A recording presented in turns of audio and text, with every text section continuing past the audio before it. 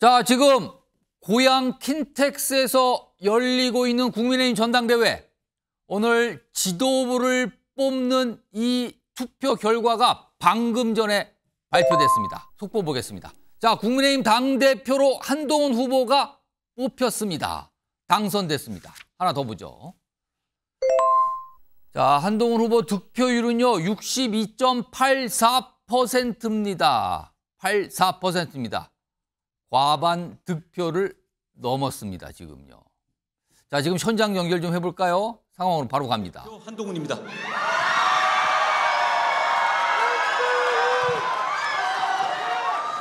오늘 우리는 미래로 갑니다. 변화를 시작합니다. 선택해 주신 그 마음을 잘 받들겠습니다. 제가 잘하겠습니다.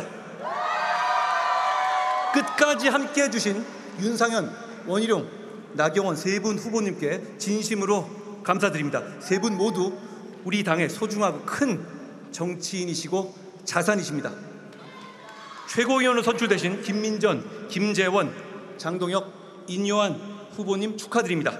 함께 경쟁해 주셨던 김영대, 박용찬, 이상규, 하문경, 박정훈 후보님께도 감사드립니다. 당을 위해서 제안하셨던 귀한 말씀 잘 듣겠습니다. 청년 최고위원에 선출되신 진종호 후보님 축하드립니다. 같이 뛰어주신 김은희, 김정식, 박상현 후보님께 감사드립니다. 우리 당에 신선한 활기를 불어넣어 주셨습니다. 이번 전당대회에서 우리 모두는 정말 치열하게 토론하고 경쟁했습니다. 때로는 과열되기도 했고 때로는 갈등도 있었죠.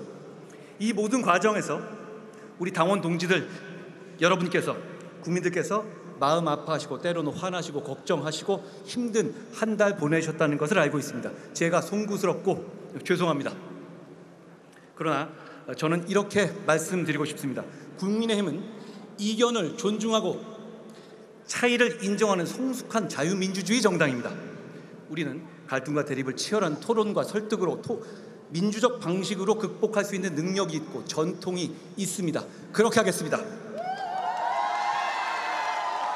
2007년에 대선 후보 경선에서 패하셨던 박근혜 전 대통령께서는 경선 과정의 모든 일을 잊자, 하루아침에 잊을 수 없다면 며칠, 몇 날이 걸려서라도 잊자라고 말씀하셨습니다. 그 한마디가 치열했던 경선 과정의 균열을 메우고 상처를 봉합하는 한마디가 됐습니다. 그래서 보수 정권이 연속으로 집권하는 밑거름이 됐습니다. 저도 단순히 시간의 흐름에만 맡겨두지 않겠습니다. 함께 경쟁했던 모든 분들과 함께 가겠습니다. 각별한 정성을 기울이겠습니다. 우리 당원 동지들과 국민 여러분들은 오늘 국민의힘의 변화를 선택하셨습니다. 오늘 우리 국민의힘의 새로운 변화를 이끌 강한 힘이 모였습니다. 당원 동지들과 국민 여러분께서 선택하고 명령하신 변화는 과연 무엇입니까? 첫째, 민심과 국민의 눈높이에 반응하라는 것. 둘째, 미래를 위해 더 유능해지라는 것. 셋째, 외연을 확장하라는 것이라고 저는 생각합니다. 한 달 동안의 뜨거운 여정을 통해서 정말 많은 당원 동지들과 국민들께서 해주신 얘기입니다. 우리 국민의 마음과 국민의 눈높이에 더 반응합시다. 민심 이기는 정치 없습니다. 민심과 싸우면 안 되고 한편이 되어야 합니다. 지금 거대 야당이 역사상 유례를 찾기 어려울 정도로 폭주하고 있지만 민심이 저 폭주를 일방적으로 제지하고 있지 않습니다. 우리가 아직 국민의 마음에 덜 반응하고 국민의 눈높이에 맞는 정치를 하지 못하고 있다는 평가를 받고 있기 때문입니다. 여러분, 조금만 더 국민의 마음에 반응하고 어떻게든 국민의 눈높이에 맞게 변화하려는 모습 보여드립시다. 건강하고 생산적인 당정관계와 합리적인 토론을 통해서 민심을 정확히 파악하고 그때그때 때를 놓치지 말고 반응합시다. 그래서 민심의 파도에 우리가 올라탑시다.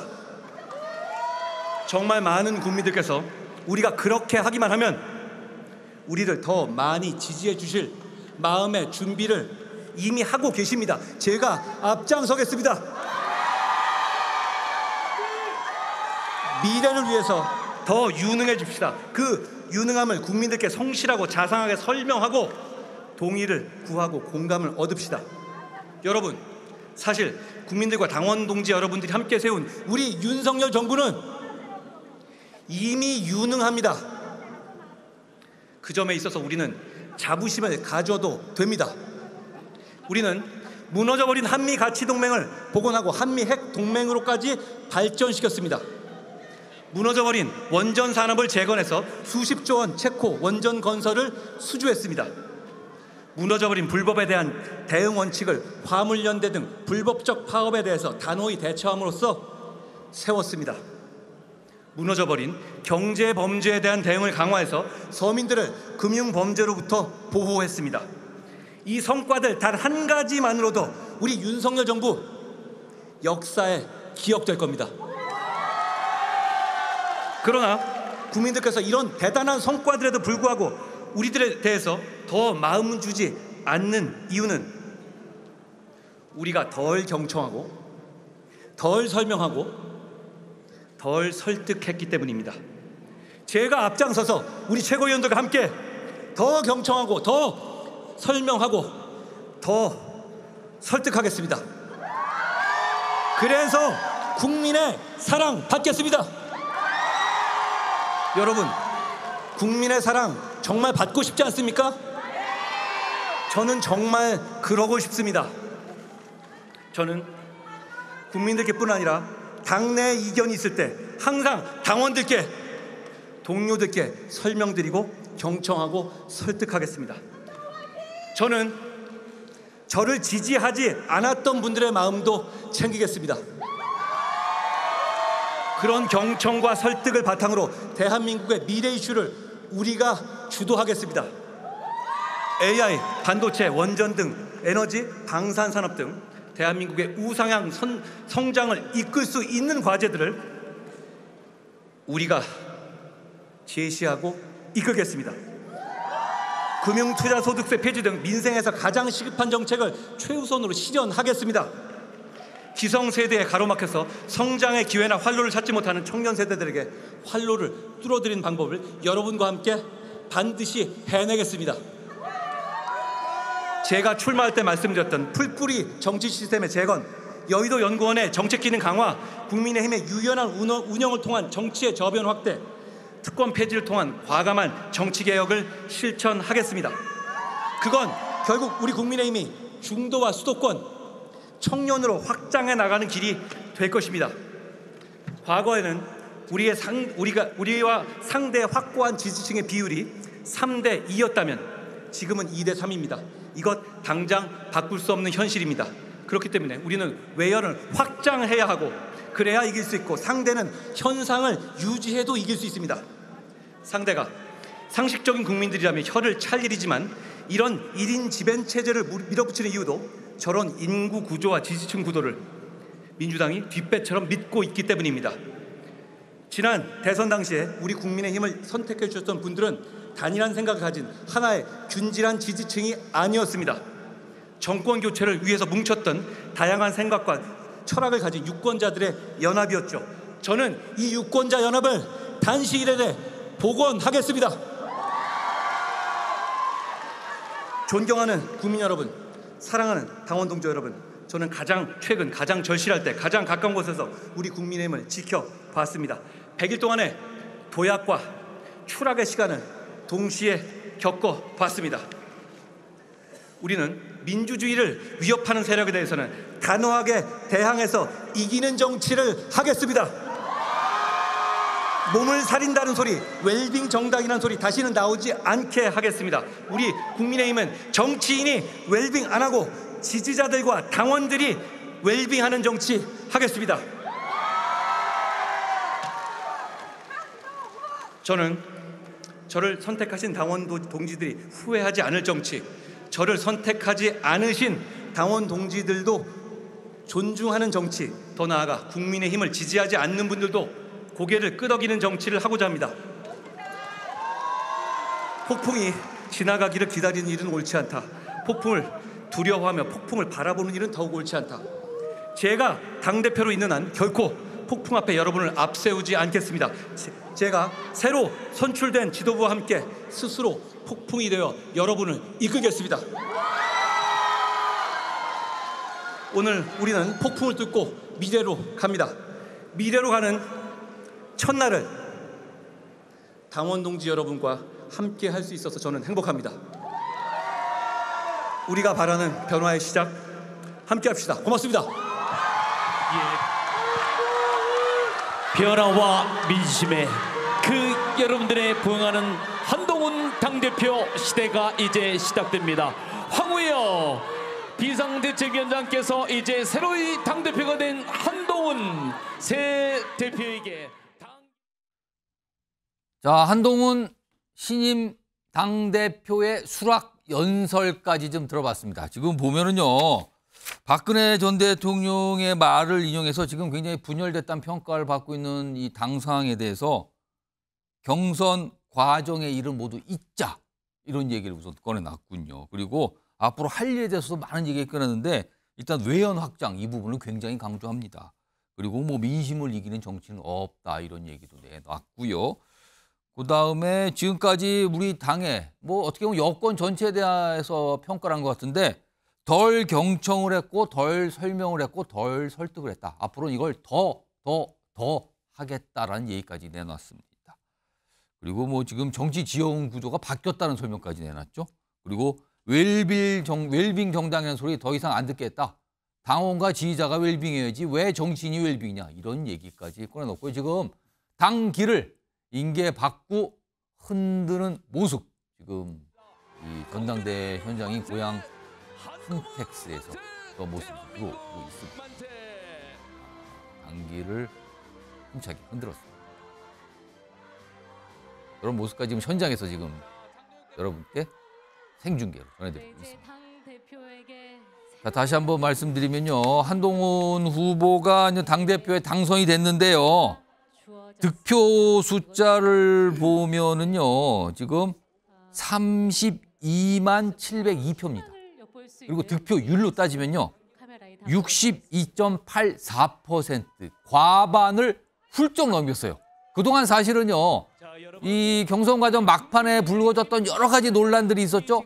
그것 때문에 뭔가 분위기가 좀 꺾인 거 아니냐, 이거 과반 못 넘기고 결선으로 가는 거 아니냐, 이렇게 얘기가 나왔지만 완전히 다 빗나갔습니다. 지금 50%를 훌쩍 넘기는 62.84%의 득표율로 새 당대표의 당선이 된 겁니다. 그리고 지금 보시면요, 옆에 지금 같이 당선된 최고위원들 모습을 보이는데 거기에 보시면 장동혁 최고위원, 그다음에 진종호 최고위원 모습 보이거든요.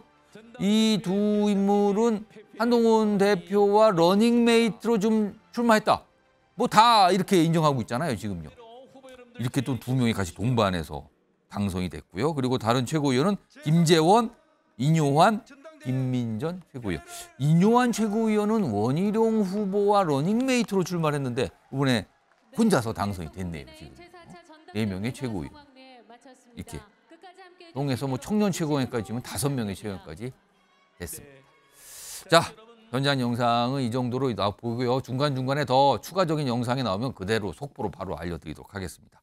자, 그러면은 오늘 나온 당대표 득표율 좀 정리 좀 해볼까요? 바로 이렇습니다. 일단 한동훈 후보가 당선됐죠. 62.84. 그러면 2등이 과연 누굴까? 쭉 보니까요. 원희룡 후보 18.85를 기록을 합니다. 그리고 그 다음이 나경원 후보 14.58. 윤상현 후보는 3.74. 원희룡 후보가 2등을 했지만 격차가 많이 나는군요. 한동훈 후보하고는요. 거의 40% 이상, 40%포인트 이상의 격차가 났습니다. 이 얘기 좀 해볼까요? 벌써 뭐 현장 중계 보니까 뭐 시간이 훌쩍 지나버렸습니다. 제가 속도감 있게 좀 패널분께 질문 좀 드려볼게요. 우선 최수영 시사평론가. 네. 사실 이 경선 막판에 문자 파동 불거졌고요. 공소 취소 부탁 폭로성 발언까지 나오면서 한동훈 대표가 굉장히 위기 아니냐 이런 평가 그렇죠. 받았어요. 분명히. 그러면서 이거 어대한 흔들흔들하는 거 아니냐는까지 얘기가 나왔는데 안 흔들렸어요. 결과적으로는 뭐 과반을 훌쩍 넘기는 득표율로 당선됐거든요. 그러니까 이런 흔들리지 않은 가장 큰 이유 뭐였다고 보십니까? 한마디로 얘기하면은 그 국민의힘 당원들이 이런 논란에도 불구하고 국민의힘은 변해야 되는데 그 변화의 도구로 쓸 사람은 한동훈밖에 없다. 이렇게 결론 내린 것 같아요. 그래서 저는 캠페인 과정을 제가 좀 분석을 해드리면은 사실 이제 원래 1위 후보 원래부터 어대한이었잖아요. 예. 1위 후보가 우리가 이제 캠페인 효과를 우리가 밴드웨건이라고 그러잖아요. 예. 이제 일종의 이제 말하자면 북치고 가면 사람들이 많이 몰려서 대세론을 형성한다 해서 이제 그게 밴드웨건인데 그러면 이제 약자에게 주어지는 이제 약간의 이제 인센티브가 뭐냐면 언더독 효과입니다. 언더독은 이제 그 이른바 이제 그 투견 싸움에서 아래 깔려 있는 약자 개를 응원한다는 그 심리에 생긴 게 언더독 효과인데 예. 이 강자인 한동훈 후보는 심지어 약자 후광 효과인 언더독까지 같이 누린 거예요. 어차피 대세론에 편승해서 가는데 원희룡 후보 측 혹은 나경원 후보 측에서 공격했던 이른바 뭐 그러니까 문자 비공개 문자 답신 안 한 거, 그다음에 그 이른바 댓글팁 논란, 그다음에 마지막에 주어졌던 그 공소 취소 논란, 이 모든 것들이 한동훈 후보를 공격하는 소재로 쓰여져 있는데 심지어 그것을 당원들이 약자 한동훈이 받아들여야 하는 숙명으로 받아들인 거예요. 그러니까 밴드웨건과 언더독 효과가 동시에 한 후보에게 투영됨으로써 60% 이상이라는 완전한 그 대세론을 이뤄냈다. 저는 한마디로 그렇게 평가하겠습니다. 성치훈 민주당 정책위 부의장 나와 계신데요. 그러니까 대세론에다가 언더독 효과, 대세론과 언더독이 같이 갈 수 있는지 모르겠지만 이번에 같이 갔다는 거예요. 지금 최수영 평론가의 분석은 그렇게 돼. 두 가지가 합쳐졌다. 그래서 지금 저 결과가 나왔다는 건데 지금 한동훈 대표가 얻은 득표율 62.84%. 대략적으로 최근에 당대표 후보들 여론조사회 때 국민의힘 지지층 뭐 아니면 무당층까지 포함되는 그 숫자가 얼추 비슷하게 나왔어요. 자, 이렇게 나온 결과가 나온 가장 큰 이유는 뭐라고 보십니까? 뭐 민심과 당심이 크게 다르지 않은 걸로 나타난 것인데요. 사실 한동훈 위원장이 그 4.10 총선을 대표한 이후에 예. 4월 10일 날 사퇴하지 않았습니까? 예. 4월 10일 날은 한동훈 전 위원장이 오늘날 한동훈 그 차기 당대표로 될 가능성은 사실상 0%였습니다. 그리고 이 뒤로 오늘 7월 23일까지 거의 100일이 조금 넘었는데요. 예. 하루에 거의 1%씩 당선 확률이 올라가서 이제 100%에 달해서 오늘 이제 당선이 된 것 같은데, 근데 그 과정, 그래서 언더독이라는 표현을 쓰신 것 같아요. 처음에는 사실상 될 수 있는 가능성이 0%였거든요. 근데 그 한동훈 전 위원장에게 초반에는 이제 나올까 말까 하는 얘기가 나오니까 총선 패김 거의 독박론. 그러니까 모든 책임은 한동훈에게 있었다라고 못 나오게 하려고 몰아가는 분위기가 있었죠. 그때부터 예. 약간 동정 여론, 민주당에서조차도 아니 이번 당연히 패배를 이끌었던 수장은 당연히 책임이 있지만 예. 그 당시에 총선 패배 책임은 가장 큰 책임은 윤석열 대통령에게 있다라고 민주당에서 계속 주장했었거든요. 근데 그것을 뭔가 윤석열 대통령의 책임이 없고 다 한동훈 탓이다 이런 식으로 몰아가다 보니 동정론이 생기면서 점점 들끓는 여론들이 뭔가 모이게 된 것인데, 사실 이번 선거에서 제가 한국 정치사에서 볼 수 있는 네거티브는 다 나온 것 같습니다.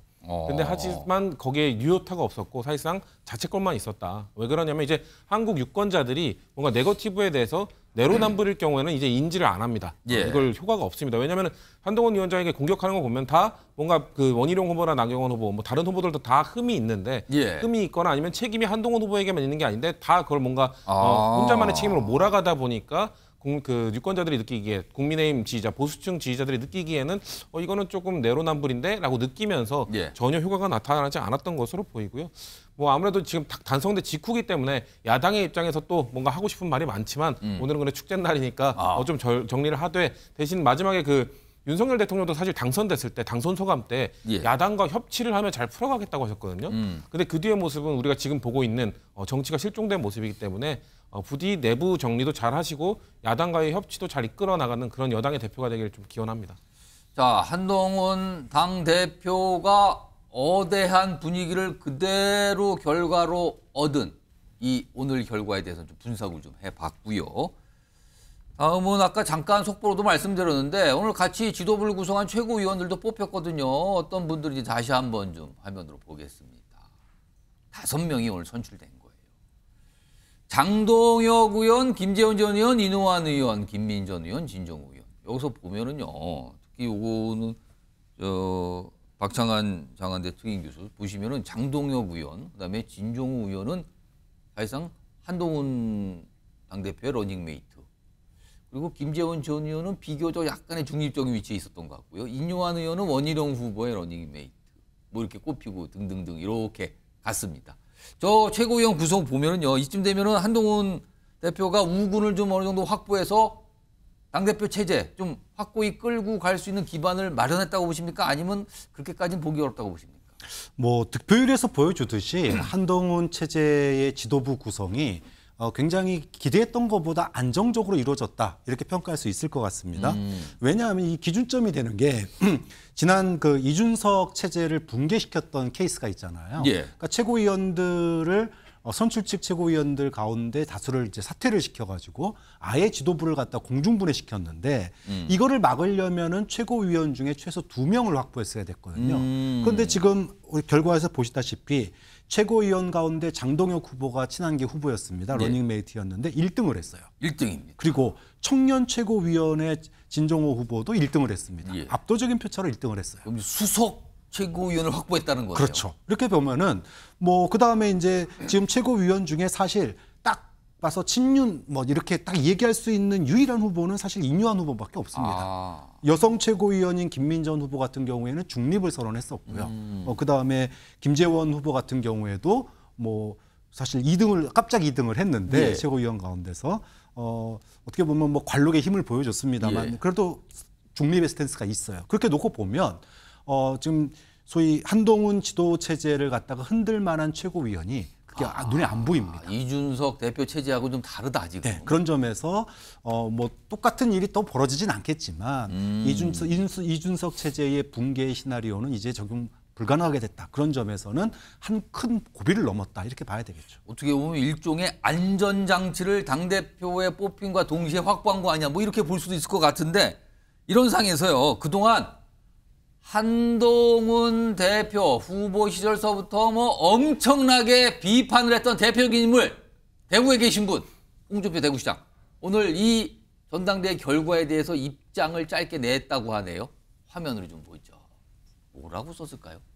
방금 올라온 겁니다. 방금 본인의 SNS에. 당분간 중앙정치에는 관여하지 않아야겠네요. 당원들의 선택이 그렇다면 어쩔 수 없지만 실망입니다. 뭐가 좀 남았네요. 실망입니다. 단합해서 이 난국을 잘 헤쳐나가기 바랍니다. 그러니까 단합해서 난국을 잘 헤쳐나가세요. 당원들의 선택이 그렇다면 어쩔 수 없죠. 그러나 실망입니다에 뭔가가 많이 담겨 있네요. 지금요. 윤기찬 국민의힘 법률위 부위원장. 홍준표 대구시장은 당분간 뭐 언급 안 하겠다는 거예요. 이제 중앙정치 얘기 안 하겠다. 뭔가 실망 그걸 표시한 건데 한동훈 당대표도 사실 경선 과정에서 상처를 많이 입었다는 평가 받습니다. 지금요. 당대표가 됐지만 향후에 리더십 발휘가 잘 되겠는가라는 시각도 분명히 있습니다. 어떻게 보십니까? 그러니까 한동훈 후보의 경우, 그러니까 대표죠. 한동훈 대표의 경우에는 어쨌든 전략 자체를 전략인지 아니면 본인의 그 신념인지 뭐 대선까지의 전략인지 모르겠는데 예. 어쨌든 대통령과의 약간의 차별화에 방점을 뒀단 말이죠. 그러니까 대통령과의 차별화에 방점을 뒀고 나머지 후보들의 경우에는 대통령과의 차별화가 아니고 협력을 통해서 당정을 이끌겠다라는 취지의 이제 선거 전략을 세웠기 때문에 거기에 대한 당원들의 평가죠. 이게 뭐 잘못됐다 잘됐다라는 것이 아니고 나머지 후보들도 알았을 겁니다. 내가 대통령과 차별화를 하면 좀 더 받았겠지. 그러나 어쨌든 현재 입장에서 그런 전략을 세워서 선거에 임했는데 한동훈 후보 대표의 경우에는 여기서 대표는 됐지만 문제는 한동훈 대표의 정치적인 목표는 대표로서 끝나는 것이 아니고 뭐 또 다른 여정이 남아 있을 걸로 다들 생각을 하고 있어요. 그 여정을 이제 염두에 두고 말씀을 드린다 그러면 한동훈 대표는 이번 당대표 경선 과정에서 많은 상처를 입은 건 사실이에요. 예. 첫 번째는 변화와 미래 말씀을 주셨지만 그 변화라는 게 대통령과의 차별화를 통한 변화 이외에 어떤 변화인지에 대해서 사실 당원들에게 조금 더 구체적인 비전이 없었다라는 거고 또 미래도 마찬가지입니다. 미래도 한동훈 대표의 대권적 미래 말고 당의 미래에 대해서는 구체적인 비전을 주지 않았다. 이제 이 두 가지에 대해서 사실은 이제 당대표 1년 남짓이잖아요. 예. 재임 기간이 만약에 본인이 출마를 하게 되면 1년 남짓인데 그 기간 동안에 300일 동안에 어떤 모습을 보여줘야지 그 이후에 본인의 이제 대권 행보의 장이 열린다. 많은 과제를 안고 출범하는 한동훈 후보가 아닌가라는 생각을 합니다. 지금 오늘 한동훈 신임 대표가 얻은 득표율이 62.84거든요. 그렇다면 지난해 3월에 당선된 김기현 대표, 당시 김기현 대표는 52% 조금 넘기는 수준이었고요. 그보다 앞서서 이준석 대표는 43% 조금 넘기는 수준. 그러니까 이 이전 당대표들과 보면 득표율이 굉장히 높거든요. 이게 한동훈 후보에게는 힘이 될 가능성, 이거 어떻게 판단이 됩니까, 윤기천? 그러니까 저는 그래서 제가 아마 그 득표를 예상을 했을 때 예. 아마 투표율하고 연동돼서 오차 범위일 것이다 이렇게 예상을 했어요. 이준석 때는 보면은 45%인데 본 이준석 대표가 42%를 얻어서 당선됐고요. 김기현 때는 55% 투표에 2.9% 네, 53% 얻었어요. 예. 그래서 그 언저리가 될 것이다 했는데 그때하고 지금 이제 약간 이 구도가 달랐던 것이 지금은 대통령과의 약간의 대결 양상 비슷하게 이해를 했던 것 같아요. 당원들 입장에서는. 대통령의 대체제 또는 대통령의 단점을 보완할 수 있는 장점을 가진 사람 이런 식으로 해서 했기 때문에 나머지 3명과의 대결 구도로 보지 않았다라는 것이죠. 그래서 거기에서 나오는 이제 득표가 60%를 넘은 것 같아요.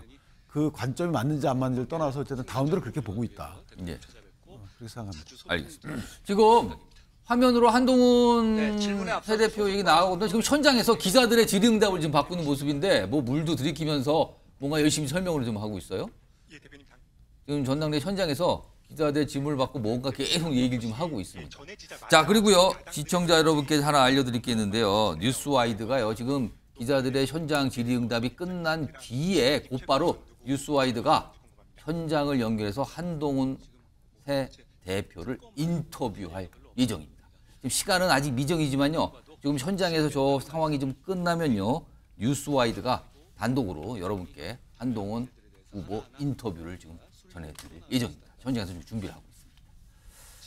자, 일단 좀 기다려 보고요. 저 상황은요, 뭔가 열심히 웃으면서 뭐 설명을 하고 있네요. 자, 이런 가운데 오늘 당대표가 안 되신 3분이 있잖아요. 낙선자 3분이 있습니다.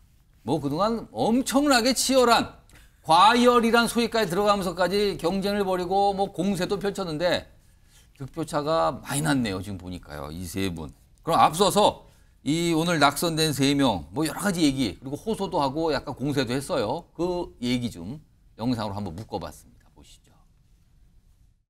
그때 민주당이 빠루 들고 들어왔잖아요. 근데 그 빠루를 저보고 들으라 해서 제가 갑자기 빠루의 여신이 되지 않았습니까? 근데 지금은 그 빠루의 정신이 필요한 때 아닙니까, 여러분?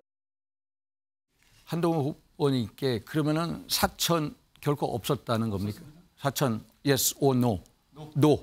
그러면은 장해찬 최고위원이 얘기한 법무부 장관 시절에 사설 대표팀 있었다 없었다? Yes or no? No. No. 우리 아까 얘기한 강모 변호사 이모수 본인들은 안 만났습니다. 안 만났어요? 예. 그럼 본인이 직접 취재하신 거 아니네요? 아니요. 그 주변.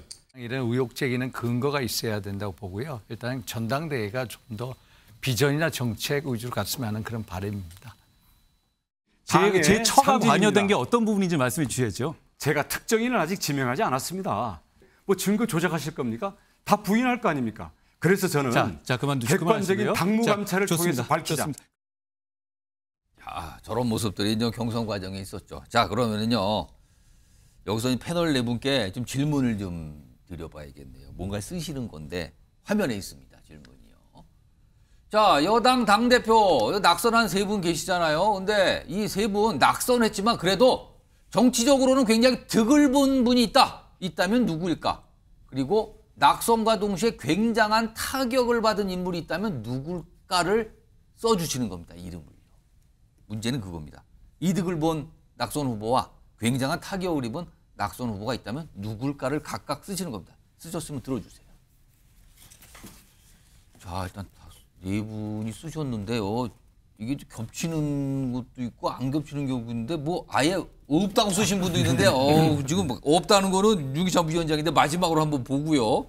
일단 최수영 평론가께서는 득 나경원 패 원희룡입니다. 설명해 주세요. 지금 실제 득표를 보면은 이제 원희룡 후보가 2등을 했고 나경원 후보가 3등을 했는데 나경원 후보가 어쨌든 전반전에서 그러니까 이번 선거의 구도가 간단하게 얘기하면 초반전은 원희룡 대 한동훈, 후반전은 나경원 대 한동훈 구도였는데 어쨌든 나경원 후보가 존재감을 보여줬던 거는 저는 그 이른바 공소취소 논란에서 많은 사람들이 소환을 했던 것 같아요. 기억에. 5년 전에 나다르크라는 사람이 국회에서 여전사로 보수의 가치를 지켰구나라는 모습을 보여준 아주 그 정치적 자산을 이번에 소환한 것 같고 원희룡 후보 같은 경우에는 저는 조금 아쉬웠던 점이 어쨌든 굉장한 보수의 자산이고 국민의힘의 앞으로 미래 차세대 주자인데 이번에 갑자기 출마한 것과 그다음에 예상치 못한 말하자면은 이 좀 약간 저조한 득표율을 보임으로써 조금 당분간 정치적 재기에 좀 타격을 입지 않았는가라는 측면에서 저는 사실은 뭐 다들 선전했습니다만은 그럼에도 불구하고 이렇게 제가 굳이 나눠봤습니다. 알겠습니다. 이번에는 박상현 교수님은 밑에가 타격을 입은 후보죠. 위에는 득을 본 후보는 없다고 쓰셨네요. 네, 이번 전당대회는 뭐 자폭 전대. 거기서 이긴들 뭐 얼마나 큰 기대가 자폭인데 받겠습니까? 누가 이기냐? 네, 그런 점에서 득이 없다. 그렇지만 실은 있죠. 실 많은 사람들이 실이었습니다. 그런데 그 중에서 사실은 나경원 후보 같은 경우에는 원래 비윤이잖아요. 예. 그런데 비윤의 자리를 갖다가 한동훈 후보가 딱 자리 잡고 있으니까 그걸 못 갔어요. 그래서 친윤과 함께 손잡고 어떻게 보면은 반 한동훈 캠페인을 했거든요. 근데 결과론적으로 3등을 했습니다. 그러면 3등을 해서 실패를 한 게 아니라 본인의 정체성이 사라져 버렸어요. 전당대회에서. 갑자기 뜻밖의 정체성의 상실? 그렇죠. 원래 본인은 비윤이었는데 예. 갑자기 친윤이 돼 버렸습니다. 거기다가 구시대 정치인의 이미지를 다시 붙여왔어요. 예. 빠루의 여신이 다시 귀환을 한 겁니다. 잊혀져 가던 구시대 정치의 그런 산물이 또다시 회자가 되면서 본인의 정체성도 애매해졌고 구시대 정치인의 이미지까지 붙여버렸고 그러다 보니까 입은 타격이 많이 크다. 반면에 뭐 앞서 원희룡 후보 얘기를 했는데 원희룡 후보 같은 경우에는 잃어버린 건 맞죠. 합리적인 원 후보가 도대체 어디 갔냐. 잃어버린 원희룡 그랬는데 반면에 얻은 게 있습니다. 확실한 친윤의 후계자. 난 친윤이야. 이거 확실하게 했거든요. 예. 그러면 다음 뭐 대선 경선이든 뭐든 친윤의 표는 끌고 가는 거 아니겠습니까? 알겠습니다. 이번에는 성추윤 부의장께서는 윤상현, 원희룡. 근데 원희룡 후보 이름을 아주 점점 작아지겠어요. 일부러 그러신 건가요? 예, 의도한 겁니다. 네. 그럼 점점 글자가 작아져요. 예. 예. 그러니까 하락세를 말씀드리려고 표현한 거고요. 예. 윤상현 후보는 득표율은 가장 낮았죠. 근데 우리가 방금 앞에 또 공교롭게 보여준 싱크 영상들을 봤을 때 그거에 대해서 그 다른 후보들의 네거티브에 대해서 뭔가 이건 문제가 있다라고 생각하는 거는 같이 문제 제기를 하면서도 뭔가 이건 좀 아니다. 원희룡 후보의 네거티브에 대해서는 이런 문제 제기는 근거를 갖고 해야 된다라고 제동을 건다던가 예. 나경원 후보가 뭐 본인이 법무부 장관이었다면은 이런 공소 취소 거절했을 것인가. 그거에 대해서는 나도 그렇게 찬성하진 않았을 것 같다라든지 뭔가 제3자가 볼 때 가장 상식적인 대응을 했던 분이거든요. 그렇기 예. 때문에 뭐를 득했냐. 저는 한동훈의 팬덤이 혹시나 나머지 후보들이 뭔가 다른 선거, 한동훈 후보가 붙지 않는 다른 선거, 뭐 광역단체장 선거든 다양한 당내 경선들이 있겠죠. 그런 선거에 나왔을 때 저는 윤상현 후보에 대해서는 한동훈 팬덤이 전 지지를 해줄 거라고 봅니다. 그 정도의 소득이 있었다. 왜냐하면 경쟁을 하면서 그래도 상식적인 대응을 했던 경쟁자라는 이미지를 갖고 갔기 때문에 예. 그런 측면에서 이득을 본 것이고 원희룡 후보는 25년 전에 구태 정치인들에 맞섰던 소장파 원희룡이 25년 뒤에 이제 위치가 바뀌었다. 소장파에 맞서는 구태 정치인으로 이미지가 확보의 전당대회였다고 보고요. 그렇기 때문에 원희룡 글쎄요, 저는 친윤 쪽에 아니면 윤석열 뭐 대통령실 쪽에 뭐 지지를 받는 정치인이 됐을지 모르겠는데 예. 국민들로부터 멀어진 정치인이 되지 않았나 이렇게 평가하고 싶습니다. 그래서 윤상현 후보는 그냥 똑같이 썼는데 원희룡 후보는 글자가 작아지게 적혔어요. 입체적인 분석을 해주셨군요. 마지막으로 윤기찬 부위원장은 그냥 없다. 뭐 득이고 실이고 없다 이렇게 쓰신 겁니까? 득은 뭐 다 득이죠. 그러니까 한동훈 후보 빼는 거죠. 어쨌든 당선돼서 그렇고 나머지 분들 보면 이제 다 득만 있다고 보여지는 게, 그러니까 이 후보들 간의 차이가 없다는 거죠. 저기서 뭐 계량할 수가 없는 건데, 첫 번째 윤상현 의원 같은 경우에는 사실 이제 윤상현 의원이라는 존재를 알았지만 어떤 캐릭터인지에 대해서 몰랐죠, 당원들이. 예. 윤상현이라는 사람의 정체성을 이제 알게 됐던 거고. 그다음에 나경원 의원은 많이들 알았는데 어쨌든 이번에 전사로서 뭔가 여러 가지도 뭐 언행에 불편한 언행도 있었지만 사실은 가장 큰 두각을 나타낸 건 나경원 의원으로 보여지고 원희룡 장관에 대해서 혹평들을 하시는데 물론 볼 때는 불편한 점도 있어요. 그리고 예. 도덕적 부분에서 근거 없이 왜 의혹 제기하지? 좀 섣부른 거 아니야? 이런 부분도 있는데 이게 결국 따지고 보면 각인이 됩니다, 사람이. 그래서 예. 정치적 자산은 다 얻어가는 거다. 그래서 이거를 손해를 본 사람은 없는 거죠, 결과적으로. 그다음에 득 본 사람은 우열도 없는 거예요. 저것이 나중에 어떤 식으로 작용할지는 정치 환경에 따라 달라집니다. 예컨대 한동훈 대표가 어떻게 잘 해 나가느냐에 따라서 기존에 패했지만 저때 문제 제기하고 저때 또 경쟁했던 사람들의 정치적 공간도 열리거나 닫히거나 하는 것이지 특정 이게 절대적 옳고 절대적 그름이 없기 때문에 제가 무라고 썼습니다. 알겠습니다. 약간 비슷한 듯도 하면서 또 다른 분석들을 했습니다. 알겠습니다. 낙선한 본인들은 좀 무슨 생각을 하고 있을까? 이것도 좀 궁금한데 아직까지 어떤 설명이나 영상이 들어오진 않고 있네요. 이것도 준비가 되면 좀 전해드리도록 하죠. 지금 한동훈 신임 대표는 계속 지금 현장에서 질의응답을 계속하고 있는데 그 영상 좀 한번 불러와서 볼까요? 이번 조사 방식과 절차가 적절했다고 보시는지, 만약에 아니라면 어떤 추가적인 조치가 필요하다고 보시는지 궁금합니다. 그동안에 이 조사가 미뤄지던 것을 영부인께서 결단하셔서 직접 대면 조사가 이루어졌잖아요. 그러니까 검찰이 공정하고 신속하게 결론을 내야 한다고 생각합니다. 다만 검찰이 수사 방식을 정하는 데 있어서 더 국민의 눈높이를 고려했어야 한다고 저는 생각합니다.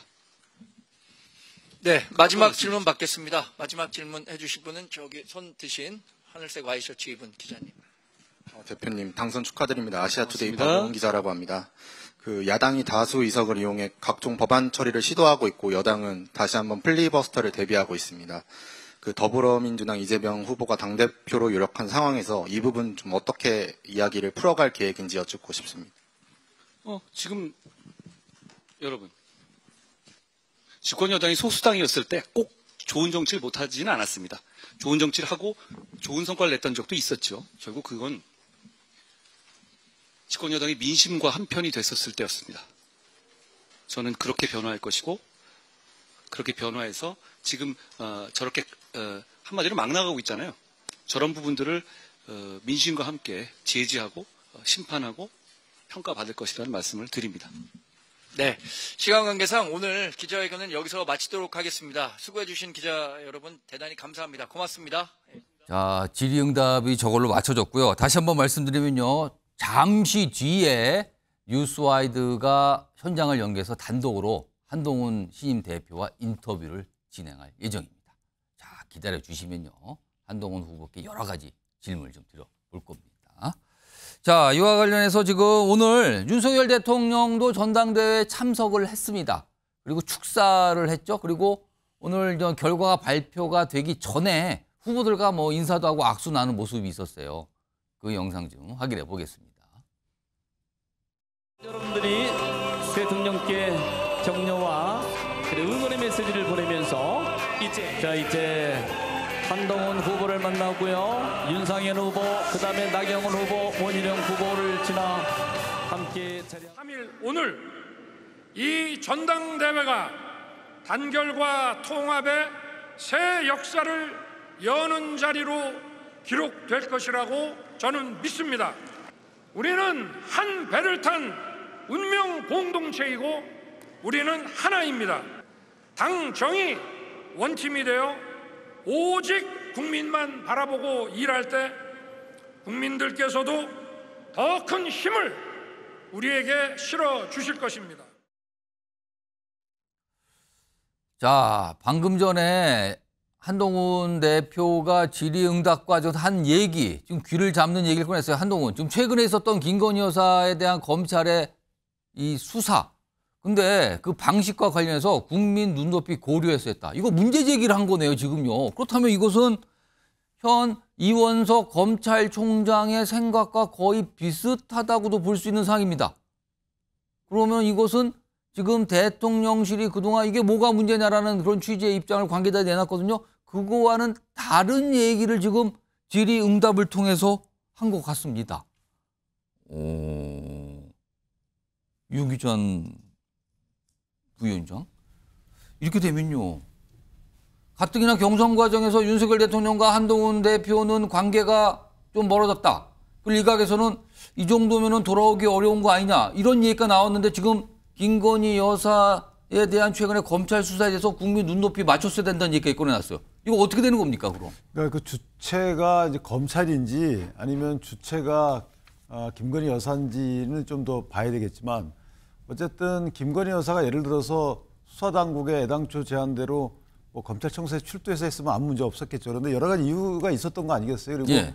이게 최초의 대통령 배우자의 직접 수사였고, 그리고 이전에 전직 영부인 같은 경우에도 제3의 장소에서 조사를 한 적이 있단 말이죠. 예. 여러 가지 고려했을 때 저 부분에 국민적 감정선에 분명히 부합하지 않는 부분이 있지만 현실적으로 불가피했다고 볼 여지도 없잖아 있단 말이죠. 그리고 두 번째는 검찰 입장에서 보면 저기 임의 수사인데 그 영장을 칠 수 없는 거잖아요. 체포영장을 칠 수가 없잖아요. 그러니까 조율에다가 실무자 입장에서 보면 어쩔 수 없이 이렇게 그 제3의 장소에서 했다. 그것에 대한 검찰총장인 비판이 저는 비판받아야 된다고 보는 것이지. 왜냐하면 자, 실무자들이 문제가 만약 실무자들은 검찰청사 와서 조사받아야 됩니다 이렇게 얘기했는데 차장검사나 검사장이 중앙지검장이 아니다 그냥 여기 제3의 장소에서 해라 이렇게 했으면 그 문제가 돼요. 그런데 지금 실무자가 반발하잖아요. 검찰총장의 얘기에 대해서. 실무자가 현실적으로 어쩔 수 없이 이렇게 우리가 조사를 잘 했는데 여기에 대해서 뭐 중앙지검장이나 1사 차장이 압력을 간 게 없다는 거잖아요. 아직까지는. 그렇다면은 이거는 실무자들에 대해서 칭찬을 해줘야 되는 거 아닌가. 현실적 한계를 불구하고 오래 걸린 수사를 지금 다 해낸 거잖아요. 그런데 검찰총장은 그 장소 때문에 왜 거기서 했는지 그거 하나 때문에 이게 특혜고 원칙에 맞지 않는 수사고 이렇게 단정을 해버린 거잖아요. 저는 그래서 한동훈 대표 입장에서 보면 그 다만은 뺐어야 된다고 생각해요. 오늘만큼은. 다만은 빼고 왜? 진상조사가 이루어지지 않았기 때문에. 그러니까 검찰의 진상조사가 이루어져서 어느 정도 사실관계가 확정이 되면 그에 따라서 또 다른 논평을 내도 됐을 터인데. 지금 국민 눈높이를 고려했어야 했다. 그럼 국민 눈높이에 맞지 않았다는 뜻이 되는데요, 지금. 그러니까 국민 눈높이를 고려하는 주체가 누군가가 중요하죠. 한동훈 비대위원장, 대표 얘기가. 예를 들어서 저거는 김건희 여사에 대한 얘기인지 대통령에 대한 얘기인지 아니면 검찰에 대한 얘기인지 모르잖아요, 지금. 그러니까 저 부분은 주체가 불분명하고 진상조사가 이루어지지 않은 상황이고 오늘 처음 당대표 돼가지고 첫 마디인데 지금 저 말을 다만을 붙여서 했어야 됐을까라는 생각을 해요. 자, 성시윤 부의장 어떻게 보십니까? 지금 한동훈 새 대표가 김건희 여사 수사 이거 조사받은 요 사안과 관련해서 국민 눈높이 얘기를 했단 말이에요.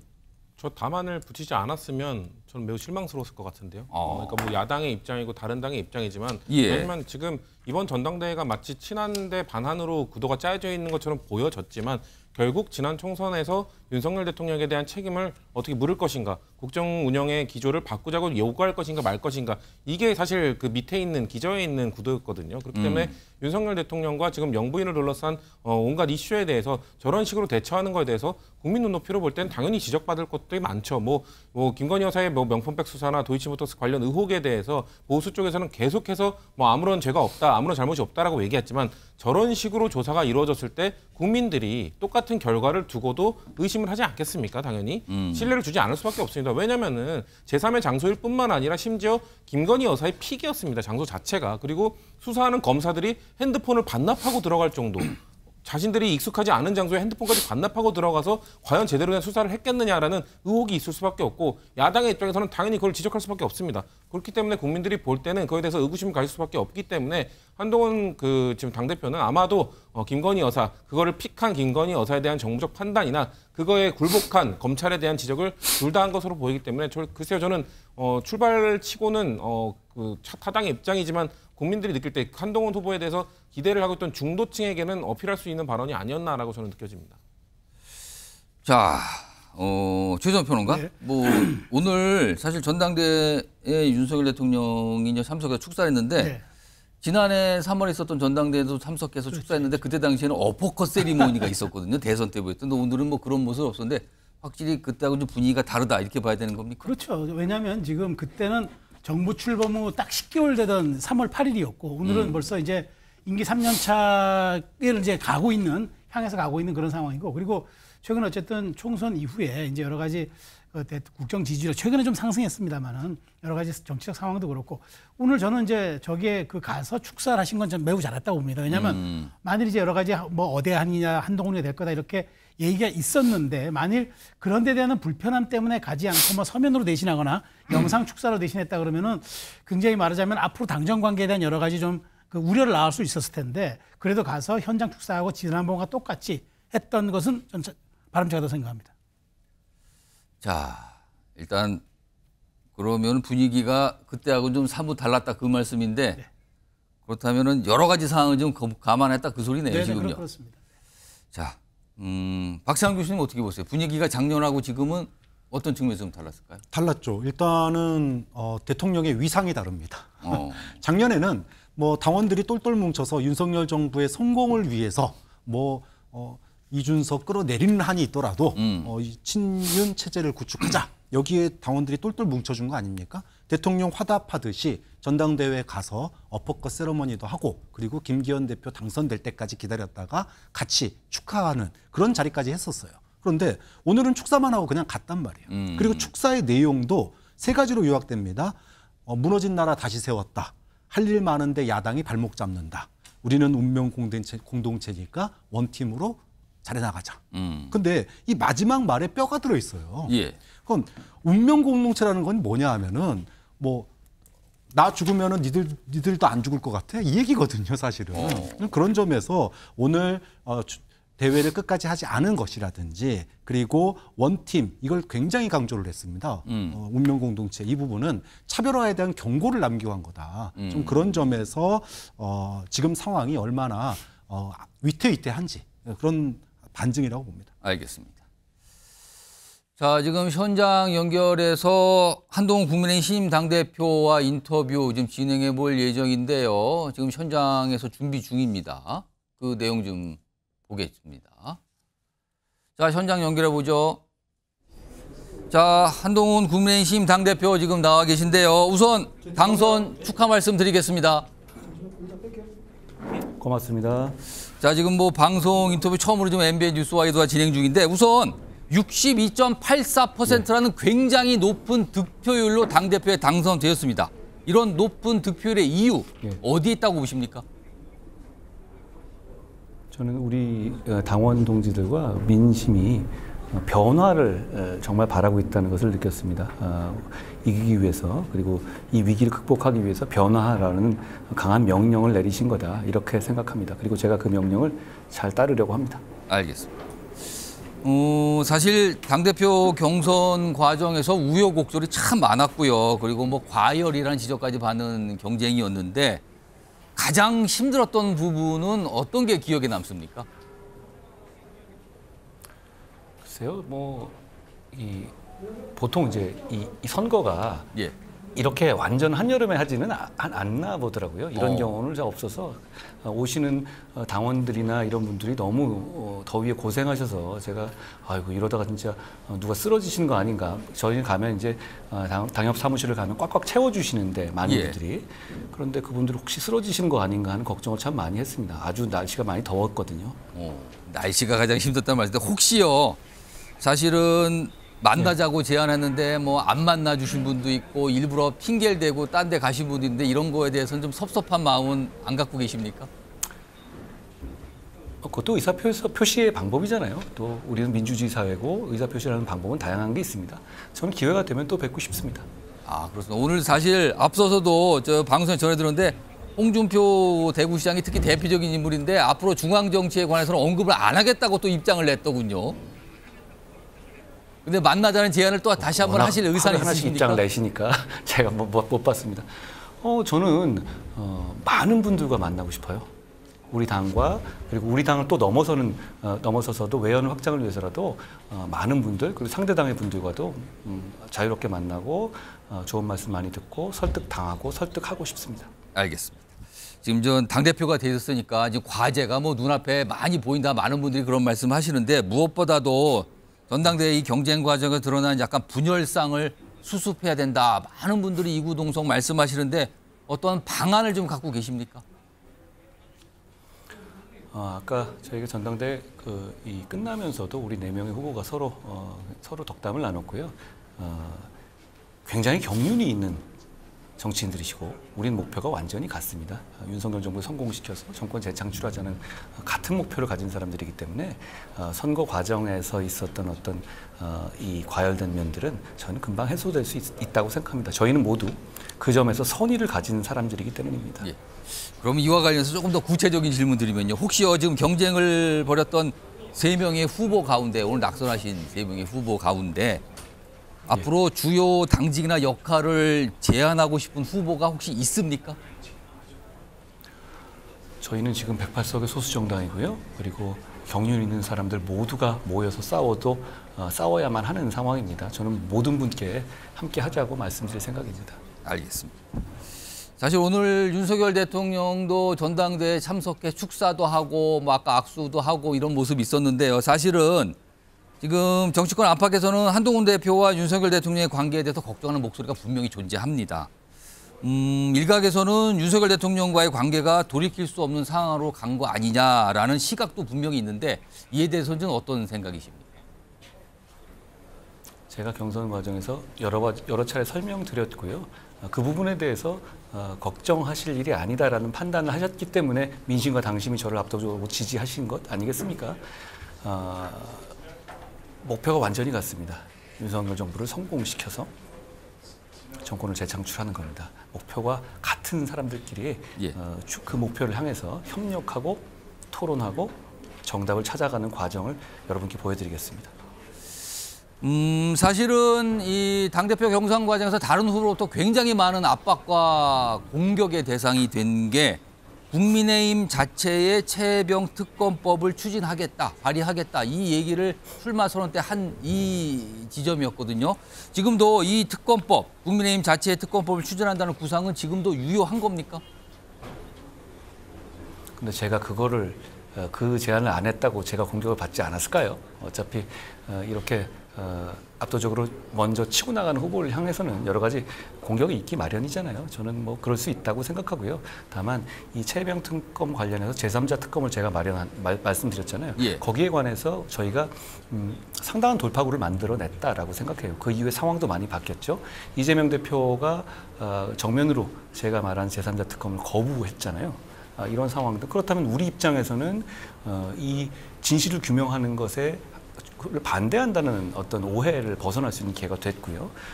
제가 당대표가 됐으니 이제 당 내부와 잘 논의해서 진행하겠습니다.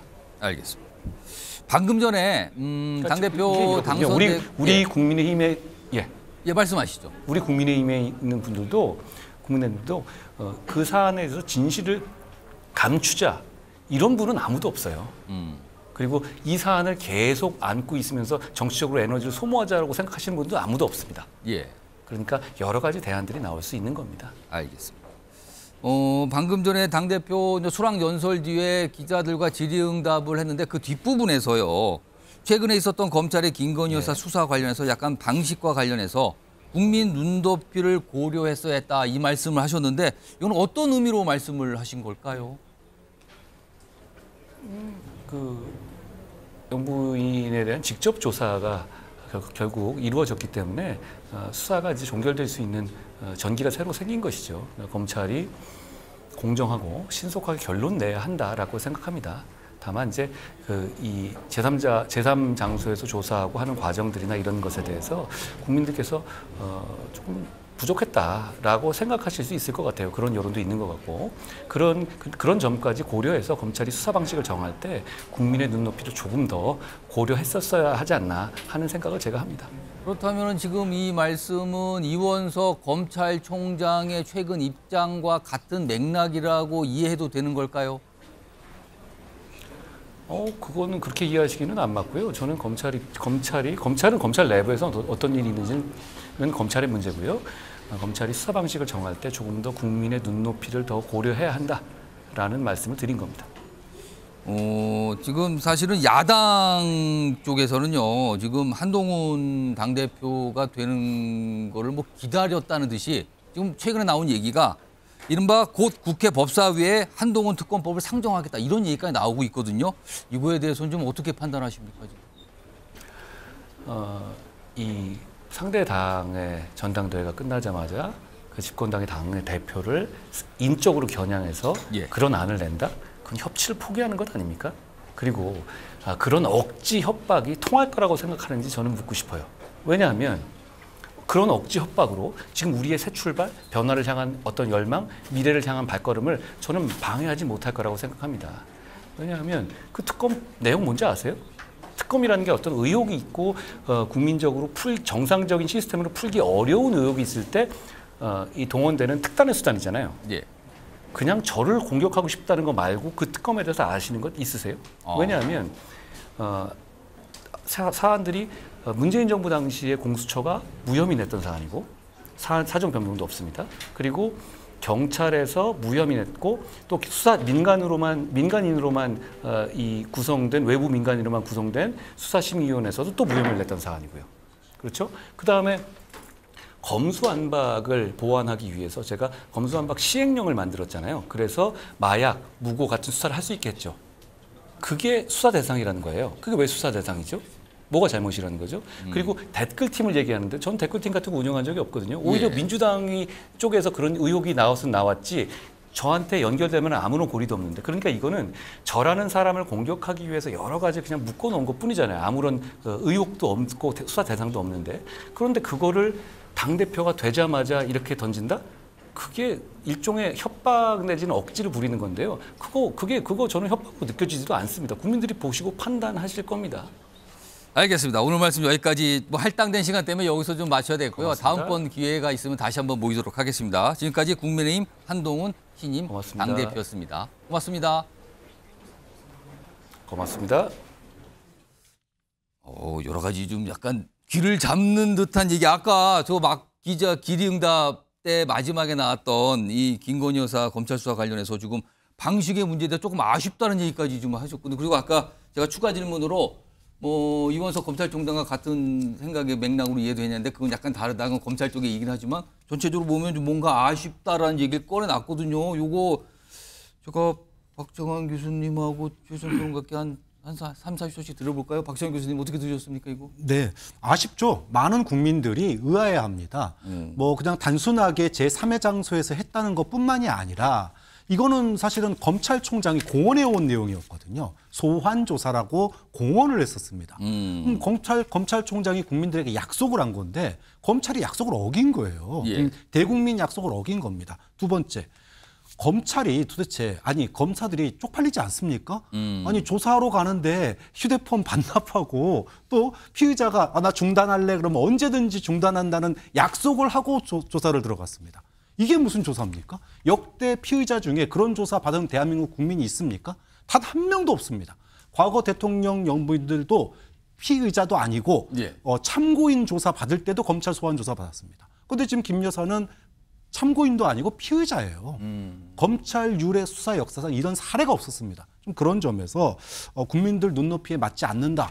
사실을 사실대로 얘기하는 한 대표의 얘기가 저는 너무나 상식적인 얘기다라고 봅니다. 예, 저는 좀 정치적 레토릭으로 봐요. 그러니까 수사의 말로 봐요. 왜냐하면 지금 앵커가 그런 질문했잖아요. 그렇다면 이원석 총장과 같은 입장이냐 했다니까 그건 다르다. 왜냐하면 사실 한동훈 대표 입장에서는 지금 여러 가지 이런저런 여론이 있으니까 그걸 내가 이제 설득, 경청 이런 차원에서 내가 이렇게 전달하는 것뿐이고, 한동훈 대표도 검사하지 않았습니까? 우리가 그러잖아요, 흔히. 기자는 기사로 얘기하고 검사는 공소장으로 얘기한다. 결국 이제 어떤 조사를 했고 어떻게 해서 여기에 대해서 검찰의 공소를 통해서 이걸 입증할 문제지, 거기에 대해서 논하는 건 더 이상 왈가왈부 안 하는 게 좋겠다. 저는 그래서 정치인의 수사 혹은 레토릭으로 이해합니다. 지금 보면 인터뷰 때 얘기했죠. 영부인에 대한 직접 조사, 제3의 장소 조사 이거 부족한 점이 있다. 이런 맥락의 설명을 좀 해놨습니다. 그리고 몇 가지 중요한 얘기들도 많이 있었어요. 그리고 윤석열 대통령과의 관계, 이거는 크게 문제가 없는 거 아니냐. 아까 질문이 제가 돌이킬 수 없는 관계로 간 거 아니냐 이런 시각이 존재하는데 어떤 입장에 대해서는 크게 문제가 없고 노력하겠다 이런 취지의 성공에 대해서 노력하겠다 이런 취지의 얘기를 좀 꺼내놨습니다. 그리고 본인과 관련된 거죠. 한동훈 특검법 지금 야당에서 지금 추진하고 있는 거예요. 이거 대해서는 여러 가지 자세한 설명을 좀 하면서 약간 해명을 하는 듯한 발언도 좀 있었습니다. 자, 굉장히 많이다. 지금 다른 영상들이 좀 들어온 게 있으면 확인해 볼까요? 지금 속보 영상들이 계속 준비가 돼 있는데 오늘 낙선자들의 어떤 영상도 좀 있네요. 확인해 보시죠. 이번 전당대회는 좀 힘들었어요. 너무 토론회도 많고 연설회도 많았는데요. 정책 이야기를 많이 하지 못한 것이 아쉽기는 하지만 또 우리의 이런 검증 과정이 또 문제 제기된 부분에 있어서 서로 보완해가는 그런 계기가 될 거라고 생각을 하고요. 한동훈 신임 지도부에서 해야 될 일은 역시 전당대회 과정에서 여러 가지 노정된 당내의 갈등과 분열 요소를 하나로 통합하는 것, 그리고 또 당 정관계도 통합된 그런 모습을 보여서 사실. 자, 지금 낙선자들의 어떤 설명들이 계속 나오겠죠. 뭐 속보 들어온 대로 전해드리고요. 그리고요, 오늘 전당대회에서요, 뭐 이런 일이 다 있었네요. 이게 약간 해프닝이라고 볼 수도 있는데, 약간 많은 분들이 뭡니까? 이 발언은요? 이런 반응을 낳은 얘기가 있었어요. 좀 들어보시죠. 네, 어느 지역의 함성이 가장 큰지 이 시간에 모두가 다 들어보는 시간 갖겠습니다. 지금까지 박수를 치지 않은 분들이 꽤 계십니다. 이분들은 어디서 오셨을까요? 정체를 밝힐 수 없는 어떤 간첩이라든가. 아, 그래요? 전라북도 따로 해야 되나요? 그래요? 네, 다 한 번에. 네. 전라북도 박수 쳐보시죠. 어머, 정말 많이 오셨군요. 아, 정말 감사해요. 네. 자, 그리고 이게 논란이 되니까 또 사과를 또 뒤늦게 좀 했다고 하네요. 성추인 부의장. 약간 해프닝성 같은데 어떻게 들으셨습니까? 해프닝이라고 치기에는 우리나라 정치의 가장 뼈아픈 부분인 지역주의를 저렇게 건드린 건데요. 박수를 어디는 많이 쳐도 왜 안 치냐, 약간 이런 얘기를 하면서 나온 것 같은데요. 저 현장에서 박수 치지 않으면 간첩이다. 그러면서 전라북도 따로 해야 되냐. 국민의힘 전당대회인데 전라북도를 따로 박수를 치도록 구분을 해야 되냐, 이 말 아닙니까? 그러니까 매우 잘못된 발언이고요. 글쎄요, 뭐 현장에서 바로 사과를 했다고 하지만 저 사회를 보는 두 분이 한 분 정도는 전 제지를 할 줄 알았는데 오히려 두 분 다, 한 분은 간첩, 한 분은 전라북도 또 해야 되냐 이러면서 오히려 부추기는 모습을 보이면서 이런 거에 대한 문제의식이 너무 없구나라는 말씀을 드릴 수밖에 없을 것 같고, 아마 글쎄요, 한동훈 신임 당대표가 저 부분에 대해서도 아마 입장을 표명하지 않을까요? 그런 것들이 아마 앞으로의 정치를 어떻게 풀어갈 것인지를 보여주는 첫 사례가 되지 않을까? 뭐 이거에 대해서 계속 뭐 물고 늘어지기보다는 또 좀 명백한, 그래도 전북 도민들이 상처를 받았지 않겠습니까? 그러니까 그런 거에 대한 사과를 받아내는 것으로 이거는 일단락하는 것도 괜찮을 것 같습니다. 근데 제가 혹시 오해 있을 것 같아서 그런데, 이제 국민의힘 전당대회에서 뭐 전라북도를 따로 떼야 하냐 이런 취지가 아니고 아마 전라도가 있었겠죠. 근데 그 중에 이제 뭐 그 전라북도를 별도로 호명 안 하니까 이제 호응을 안 했기 때문에 거기에 대해서 한 멘트여서 저게 이제 뭐 국민의힘 전당대회, 그러니까 보수 성향이기 때문에 이런 개념으로 언급한 게 아니라는 거고, 또 하나는 저게 나온 김병찬 씨 등은 저게 이제 직업적 그 안내 보는 사회 보는 사람이기 때문에 뭐 저는 실수를 한 것 같은데 어쨌든 잘못됐죠. 그러나 저게 어떤 전당대회와 연관된 실수는 아니라는 점 그다음에 해명을 해드립니다. 알겠습니다. 설명까지 좀 자세히 해주셨습니다. 자, 다음 주제로 넘어가 볼까요? 방금 전에 한동훈 신임 당대표가 언급한 내용과 좀 관련이 있네요, 지금요. 보시죠.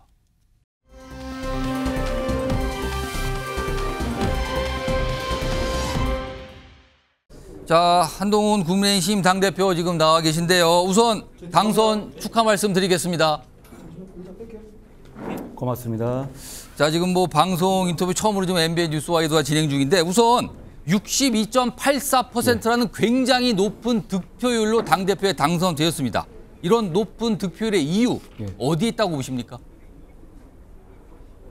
저는 우리 당원 동지들과 민심이 변화를 정말 바라고 있다는 것을 느꼈습니다. 이기기 위해서, 그리고 이 위기를 극복하기 위해서 변화라는 강한 명령을 내리신 거다, 이렇게 생각합니다. 그리고 제가 그 명령을 잘 따르려고 합니다. 알겠습니다. 사실 당대표 경선 과정에서 우여곡절이 참 많았고요. 그리고 뭐 과열이라는 지적까지 받는 경쟁이었는데, 가장 힘들었던 부분은 어떤 게 기억에 남습니까? 글쎄요, 보통 이제 이 선거가 이렇게 완전 한여름에 하지는 않나 보더라고요. 이런 경우는 잘 없어서 오시는 당원들이나 이런 분들이 너무 더위에 고생하셔서 제가 아이고 이러다가 진짜 누가 쓰러지시는 거 아닌가. 저희 가면 이제 당협 사무실을 가면 꽉꽉 채워주시는데 많은 분들이, 그런데 그분들 혹시 쓰러지시는 거 아닌가 하는 걱정을 참 많이 했습니다. 아주 날씨가 많이 더웠거든요. 날씨가 가장 힘들다는 말인데, 혹시요, 사실은 만나자고 제안했는데 뭐 안 만나 주신 분도 있고 일부러 핑계를 대고 딴 데 가신 분도 있는데, 이런 거에 대해서는 좀 섭섭한 마음은 안 갖고 계십니까?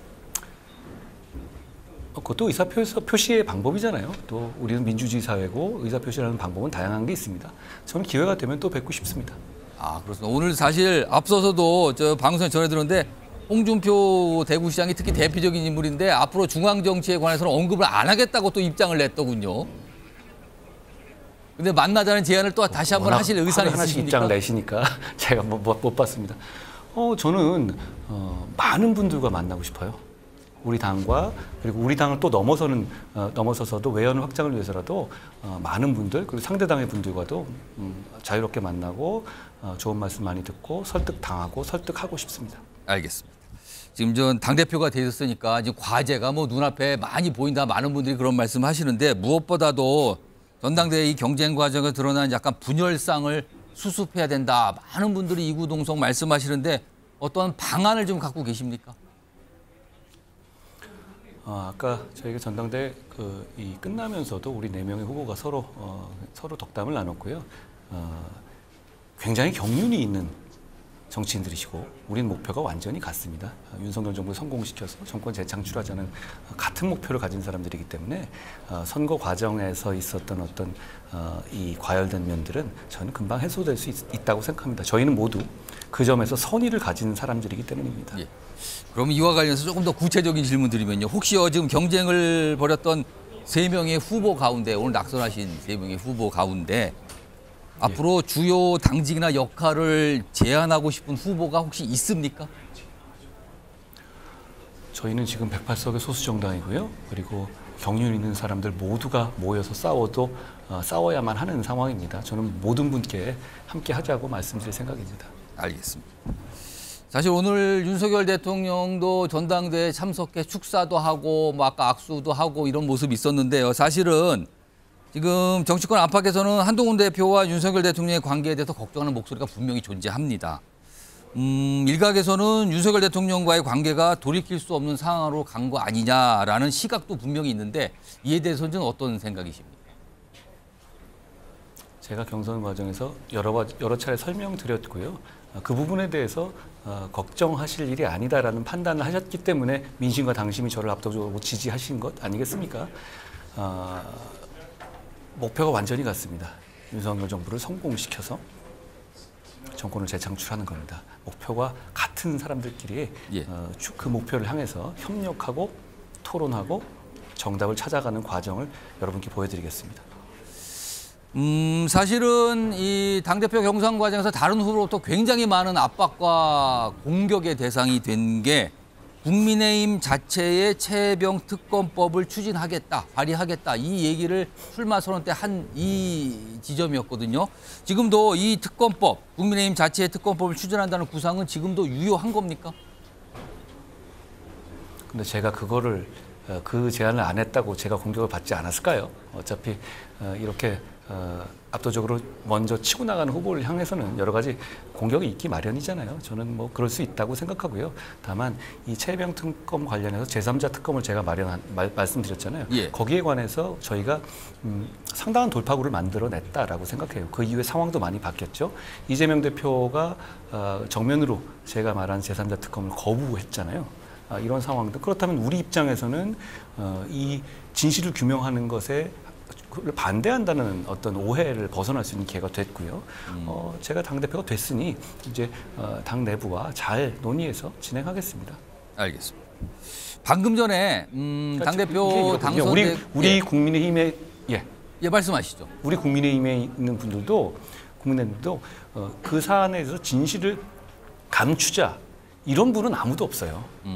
그리고 이 사안을 계속 안고 있으면서 정치적으로 에너지를 소모하자고 생각하시는 분도 아무도 없습니다. 예. 그러니까 여러 가지 대안들이 나올 수 있는 겁니다. 알겠습니다. 방금 전에 당대표 수락 연설 뒤에 기자들과 질의응답을 했는데 그 뒷부분에서요. 최근에 있었던 검찰의 김건희 여사 수사 관련해서 약간 방식과 관련해서 국민 눈높이를 고려했어야 했다 이 말씀을 하셨는데 이건 어떤 의미로 말씀을 하신 걸까요? 그 영부인에 대한 직접 조사가 결국 이루어졌기 때문에 수사가 이제 종결될 수 있는 전기가 새로 생긴 것이죠. 검찰이 공정하고 신속하게 결론 내야 한다라고 생각합니다. 다만 이제 이 제3장소에서 조사하고 하는 과정들이나 이런 것에 대해서 국민들께서 조금 부족했다라고 생각하실 수 있을 것 같아요. 그런 여론도 있는 것 같고 그런 점까지 고려해서 검찰이 수사 방식을 정할 때 국민의 눈높이를 조금 더 고려했었어야 하지 않나 하는 생각을 제가 합니다. 그렇다면 지금 이 말씀은 이원석 검찰총장의 최근 입장과 같은 맥락이라고 이해해도 되는 걸까요? 그거는 그렇게 이해하시기는 안 맞고요. 저는 검찰은 검찰 내부에서 어떤 일이 있는지는 검찰의 문제고요. 검찰이 수사 방식을 정할 때 조금 더 국민의 눈높이를 더 고려해야 한다라는 말씀을 드린 겁니다. 지금 사실은 야당 쪽에서는요, 지금 한동훈 당대표가 되는 거를 뭐 기다렸다는 듯이 지금 최근에 나온 얘기가 이른바 곧 국회 법사위에 한동훈 특검법을 상정하겠다 이런 얘기까지 나오고 있거든요. 이거에 대해서는 좀 어떻게 판단하십니까? 이 상대 당의 전당대회가 끝나자마자 그 집권당의 당의 대표를 인적으로 겨냥해서 그런 안을 낸다? 그건 협치를 포기하는 것 아닙니까? 그리고 그런 억지 협박이 통할 거라고 생각하는지 저는 묻고 싶어요. 왜냐하면 그런 억지 협박으로 지금 우리의 새 출발, 변화를 향한 어떤 열망, 미래를 향한 발걸음을 저는 방해하지 못할 거라고 생각합니다. 왜냐하면 그 특검 내용 뭔지 아세요? 특검이라는 게 어떤 의혹이 있고 국민적으로 정상적인 시스템으로 풀기 어려운 의혹이 있을 때 이 동원되는 특단의 수단이잖아요. 그냥 저를 공격하고 싶다는 거 말고 그 특검에 대해서 아시는 것 있으세요?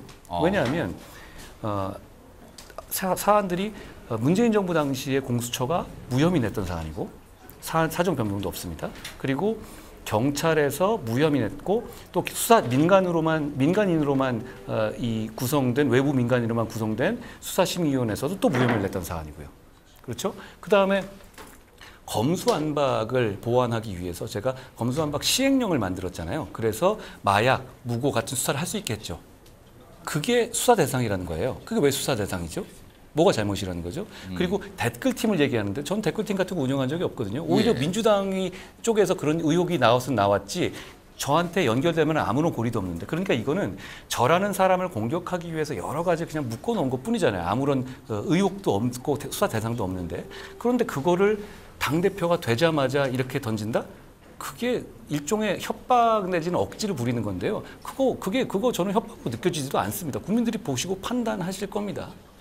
알겠습니다. 오늘 말씀 여기까지 할당된 시간 때문에 여기서 좀 마쳐야 되고요. 고맙습니다. 다음번 기회가 있으면 다시 한번 모이도록 하겠습니다. 지금까지 국민의힘 한동훈 신임 당대표였습니다. 고맙습니다. 고맙습니다.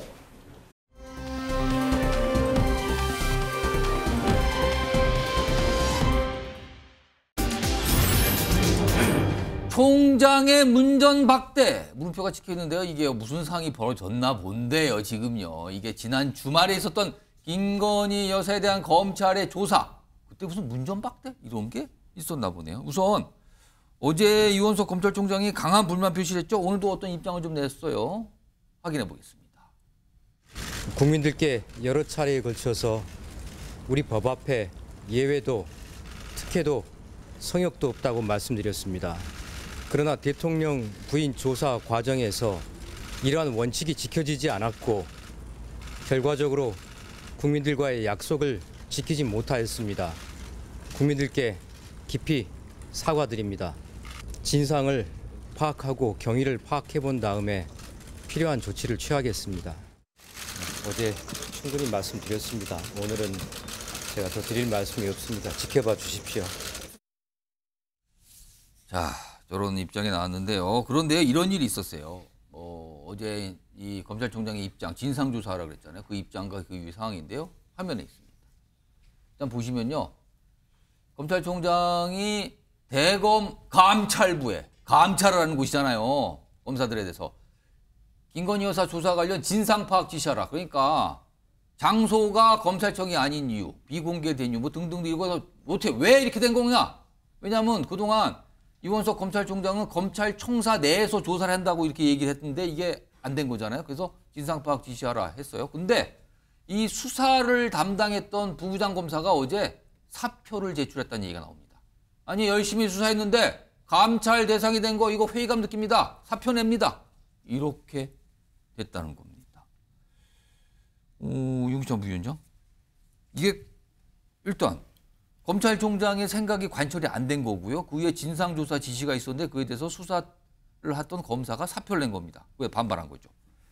검찰 내 이른바 친윤과 비윤의 충돌입니까? 이거 어떻게 봐야 되는 겁니까? 이 상황? 그렇게 보기 전에 첫 번째 이제 그 김건희 여사가 뭐 경호동 건물에서 조사를 받게 된 부분에 대해서 김건희 여사를 그러니까 고집한 부분 여기에 대해서 김건희 여사를 비난할 수 있다고 봐요. 그런데 이 검찰 내로 이 사건을 들여다보면 검찰 내에서 예를 들어서 지금 뭐 중앙지검장이 뭐 친윤으로 바뀌었다. 뭐 좋다요. 친윤으로 바뀌었다고 쳐요. 그리고 나서 1차장, 4차장이 그렇게 바뀌었다. 일간의 이제 민주당의 의혹 제기 다 사실이라고 치죠. 그래서 그 사람들이 검찰총장의 지시에 어긋나고 김건희 여사를 봐주는 식의 조사를 했다. 그런데 문제는 지금 수사 실무자들이 반발한 거잖아요. 수사 실무자들은 이번에 인사에서도 부장급들이 바뀌지 않았어요. 그대로 유지가 됐거든요.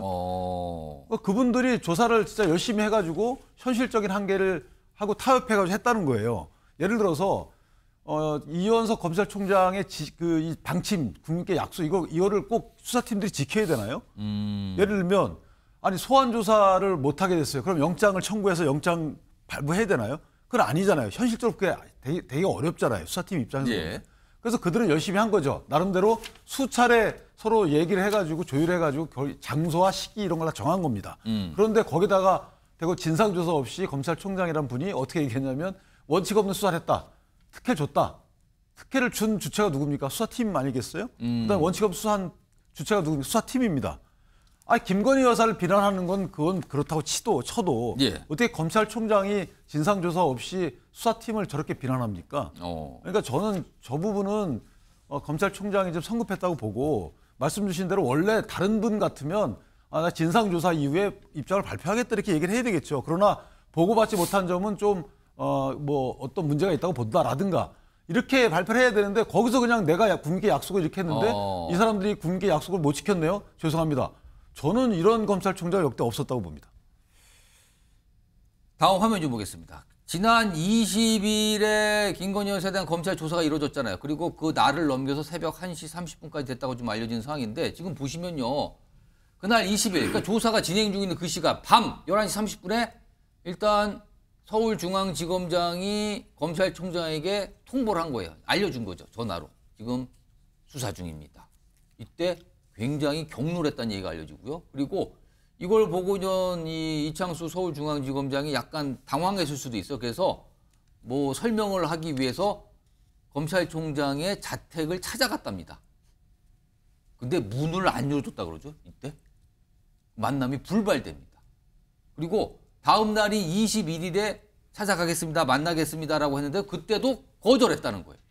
그리고 어제 20일 어제 오전에 대면 보고를 했고 이 당시에 여러 가지 질책을 받았다. 요겁니다. 그렇다면 문전박대가 저기에 있었다. 이렇게 되는 거네요. 지금 상황이요. 성시훈 부의장. 저 정도로 이원석 검찰총장은 굉장히 뭔가 불만 표시, 그러니까 격노했다. 이 상황에 대해서 이게 도대체 무슨 일이냐. 이거라는 건가요, 그러면? 만나고 싶겠습니까? 만약에 그 이창수 중앙지검장이 사실 이창수 중앙지검장에게 주어진 그 임무도 참 곤란할 겁니다. 김건희 여사에 대한 뭐 대면 조사도 해야 되고, 근데 김건희 여사는 뭔가 계속 안 오겠다고 하고 있고, 그 검찰총장은 수사를 마무리하자고 했고, 곤란한 상황인 건 맞을 겁니다. 근데 그거를 풀어가는 과정에서 이 검찰총장을 패싱하고 저런 것들을 결정했다는 것은 매우 큰 문제가 있는 것이죠. 만약에 현실적으로 수사를 대면 조사를 하는 것이 중요했다. 그래서 제3의 장소까지 고려해야 됩니다라고 계속해서 건의를 했고 이 장소 정도까지 제안을 받았고 이것까지 할 수 있지 않겠습니까라는 보고를 했다면 사실 검찰총장이 이 도이치모터스 주가 조작 의혹과 관련돼서 수사지휘권이 배제돼 있지만 지휘권이 배제돼 있다고 해서 보고가 배제될 필요는 없는 거거든요. 모두가 그렇게 해석하고 있습니다. 뿐만 아니라 디올백, 그 명품백 수사 역시 마찬가지입니다. 이거는 수사지휘권도 있고 당연히 보고를 해야 되는 것인데 마치 이거를 짜맞추기 위해서 도이치모터스 주가 조작 의혹 관련 조사만 갖고 불렀다가 온 김에 받으시죠라고 해서 그래서 총장에게 보고할 수 없었다라는 이 국민들이 볼 때는 납득할 수 없는 논리로 얘기하고 있는데 국민들이 봐도 제3자가 봐도 납득할 수가 없는데 검찰총장 본인은 얼마나 이걸 납득하기 힘들겠습니까? 저렇게 경로하고 뭔가 만나주지도 않고 하는 걸로 봤을 때 이창수 중앙지검장이 분명 저걸 풀어가는 과정에 있어서 뭐 의견 조율이나 제안이나 이렇게 현실적으로 이렇게 해야 되지 않겠습니까? 이런 얘기도 안 하고 사실상 글쎄요, 이게 독단적이 될지 뭐 대통령실과 뭐 조율을 했겠죠. 그런 과정을 거쳤기 때문에 그거에 대해서 당연히 저는 검찰총장이 왜 저렇게까지 하냐, 왜 정치하냐 이런 비판들이 있는데 저렇게 하지 않으면 그게 무슨 검찰총장입니까? 허수아비지. 그러니까 본인이 패싱당한 거에 대해서 저는 정당한 지시를 내렸고 정당한 그 진상 파악을 해봐라. 대체 어떤 과정 때문에 나를 그렇게 패싱까지 했어야 되는지 조사를 해봐라라고 한 건데 저는 저 나갔다는 분도 뭐 심경이 이해되는 건 있습니다. 열심히 했는데 왜 나한테 뭐라 그러냐. 근데 그렇다 하더라도 마치 이것이 검찰총장 탓인 것처럼 또 몰고 가는 저 분위기. 저거 검찰 내에 뭐랄까요, 그 기강이 이 정도로 무너졌다는 것을 보여주는 반증 아닐까 생각합니다. 근데 사실은 저희가 정확히 알아야 되는 게 지휘권이 제한이 되면 사전 보고는 하면 안 돼요. 원칙적으로. 근데 이제 저희들이 얘기하는 거는 그래도 공식적이 아닌 비공식적으로 보고를 했어야 된다라는 취지로 얘기를 하는 거지. 사실 이원석 검찰총장이 그동안 특히 여러 가지 사안에 대해서 뭐 원칙대로 수사하겠다는 입장을 누누이 밝혔거든요. 그거는 아니 그런가요? 그거는 자 보세요. 예. 저희가 이제 장소 갖고 이렇게 신중히 다룰 문제인가 하면 일단 봐야 돼요. 왜냐하면 장소 관련돼서 규칙 같은 데 보면요. 원래 수사 검사는 그 변호인 등과 장소와 시기를 조율해야 돼요. 그럼 조율해야 되는데 조율을 미리 검찰총장이 그냥 정해놓고 어떻게 조율합니까? 두 번째, 그다음에 장소 수사관서 이외에 대해 장소에서도 조사를 할 수 있어요. 자, 이런 것들 종합적으로 고려하면 변화 여지가 있다는 거죠. 검찰총장이 지침을 주셨다 하더라도 수사 실무자를 하다 보니까 한계 부딪힐 수 있잖아요. 현직 대통령의 부인에 대해서 이원석 총장은 저렇게 쉽게 말씀하시지만 현실적인 한계가 있어요. 만약에 이원석 총장이 저게 자신 있으면 본인이 받아오시면 돼요. 대통령을 찾아가서 이렇게 합시다라고 본인이 받아오는 게 그게 검찰총장의 역할일 수가 있는 거예요. 오히려 열심히 해가지고 진짜 뭐 대면 조사를 성사시킨 수사팀에 대해서 저렇게 질책하듯이 감사를 시키는 것이 맞느냐. 여기에 대한 문제의식이 있는 거죠. 그러니까 지금 두 분 말씀 들어봤는데 아니 검찰총장이 그럼 직접 하시던지 왜 불만이십니까? 라는 반응과 아니 이건 검찰총장은 당연히 불만 제기라고 문제 제기해서 진상조사 해야 되는 거 아닙니까? 이거는 수사하는 자체 이런 수사가 벌어진 자체가 문제 아닙니까? 이런 반응인데요. 여야에서도 목소리가 좀 있습니다. 들어보겠습니다. 그에 대한 당의 입장은 없었고 오늘 논의도 없었습니다. 예. 글쎄요, 그 부분은 뭐 검찰총장께서 하신 말씀이기 때문에 뭐 당에서 그에 대해서 뭐 말을 할 그런 내용은 아닌 것 같습니다. 이창수 서울중앙지검장은 당시 윤석열 검찰총장 시절에 윤석열의 대변인이었어요. 이분을 서울중앙지검장으로 임명할 때 내 혀처럼 내 생각을 잘 알고 있는 부부의 약점을 잘 알고 있는 사람이 수사를 하도록 해야 되겠다 이렇게 짜여진 각본이 있었지 않겠습니까? 이원석 총장이 본인의 말이 허언증 환자처럼 돼버렸으니까 그래서 어제 사과를 한 것이라고 보입니다. 자, 이런 상황에서 몇 가지 반응들이 있는데 우선 대통령실 관계자의 반응이 하나 나와 있는데요. 이것 좀 보겠습니다. 여기 보면은요, 여기 가운데 굵은 글자가 돼 있잖아요. 아니, 총장이 지금 정치를 하려는 건지 이해가 안 된다. 규정에 맞게 수사했는데 왜 문제를 삼는가? 이유를 모르겠다. 지금 정치합니까? 이런 반응이 나왔어요. 그리고요, 홍준표 대구시장이 여기에서 또 입장을 냈네요. 화면에 있습니다. 영부인 포토라인 세워 창피 주면서 분풀이해야 올바른 검찰권 행사인가? 실제적 진실 발견이 중요하지 수사 장소 중요한가? 이렇게 문제 제기됩니다. 하나 더 보죠. 여기 보면 간장종지 같은 그릇으로 질책하고 감탈 지시하니 이거 검찰총장을 향해서 저렇게 했네요. 간장종지 같다고. 자기 이미지만 내세우는 한동훈 같다. 여기에 또 한동훈 대표 끌어들입니다. 이런 반응까지 나왔어요. 자, 이런 상황에서 지금 사실은 비공개 조사하고요. 장소가 경호처 부속 청사였잖아요. 근데 여기에서 검사들이 가서 조사를 했는데 검사들이 핸드폰을 제출했다는 얘기가 나왔잖아요. 화면 좀 보겠습니다. 여기 보면은요, 여기 보면 뭐 장소가 처음에 뭐 보안 청사로 설명했다가 이제 바로 잡힌 게 제대로 나온 게 이제 경호처 부속 청사. 그리고 휴대전화를 제출했다고 그러죠. 검사들이 여기 들어가서 조사할 때는요. 그러니까 아마 연락은 안 된 상태에서. 그러니까 김건희 여사 측에서 이게 뭐 노출 이런 거에 대한 걱정이 있었다. 그러니까 안 된다. 그래서 휴대전화.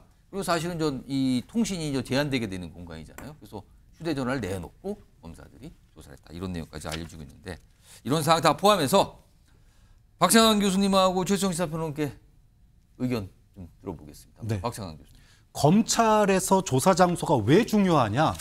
중요하지 않다고 그러셨는데 굉장히 중요합니다. 왜냐하면 일단 김 여사 수사에서 중요한데 지난 12월 달부터 수사팀에서 소환 조사를 주장했어요. 조사가 안 된 이유가 뭐냐 하면 소환을 안 하겠다는 거예요. 소환 안 나가겠다는 겁니다, 검찰에. 그래서 조사가 안 된 겁니다. 검찰이 조사할 줄 몰랐을까요? 아니, 서면 조사할 수도 있고요. 방문 조사할 수도 있습니다. 그럼에도 불구하고 소환 조사를 실무진이 주장을 했기 때문에 안 된 거예요. 그럼 이제 와서 왜 그러면은 방문 조사를 했냐라는 겁니다. 근데 소환 조사는요, 우리나라가 검찰인 이유예요. 과거에 고 노무현 전 대통령부터 시작해서 최근에 이재명 대표까지 검찰이 검찰의 권위를 가지고 있는 이유는 포토라인에 그가 권력의 그 어떤 대통령일지라도 포토라인에 세울 수 있기 때문에 검찰이 힘을 갖는 겁니다. 여기서 예외인 사람이 한 명도 없었습니다. 그런 점에서 장소는 검찰에게 굉장히 중요한 문제인데 이걸 갖다가 휴대폰 반납하면서까지 조사했다? 말도 안 되는 일이 벌어진 거죠. 최재형 변호사. 저는 뭘 그렇게 좀 보지 않는 이유가 일단 여기 보안 시설에 이제 그 대통령 부속 시설에 들어가려 그러면은 원래 휴대폰도 카메라 기능을 다 무력화시킵니다. 그리고 이제 이걸 이제 검찰 조사관들이 갖고 수사관들 검사들이 갖고 들어가면 불필요한 오해를 날 수가 있습니다. 나중에 녹취 문제에 있어서. 그러니까 그거는 그렇게 정리한 것 같은데 저는 장소 문제는 말이죠. 어쨌든 이제 앞으로 그 공개조사 원칙을 무력화시킨 사람이 누굽니까? 조국 법무부 장관이 2019년에 한 거 아니에요? 그래서 이제 포토라인을 없앤 건데 자, 중요한 거는 조사에서 어떤 것을 했느냐의 문제지 이 장소에서 어떤 일이 벌어졌는가를 가지고 저는 따지는 건 너무 좀 그 말하자면 편협한 생각이니까 아까 말씀드린 대로 결국 검찰의 공소장을 보면 우리가 어떤 조사를 했는지 알 수 있을 거 아니겠습니까? 그걸 보고 판단했으면 좋겠습니다. 자, 아무튼 계속 정치권에서는 이걸 가지고 이제 공방을 벌이고 있는 상황이에요. 지금 이 상황이에요.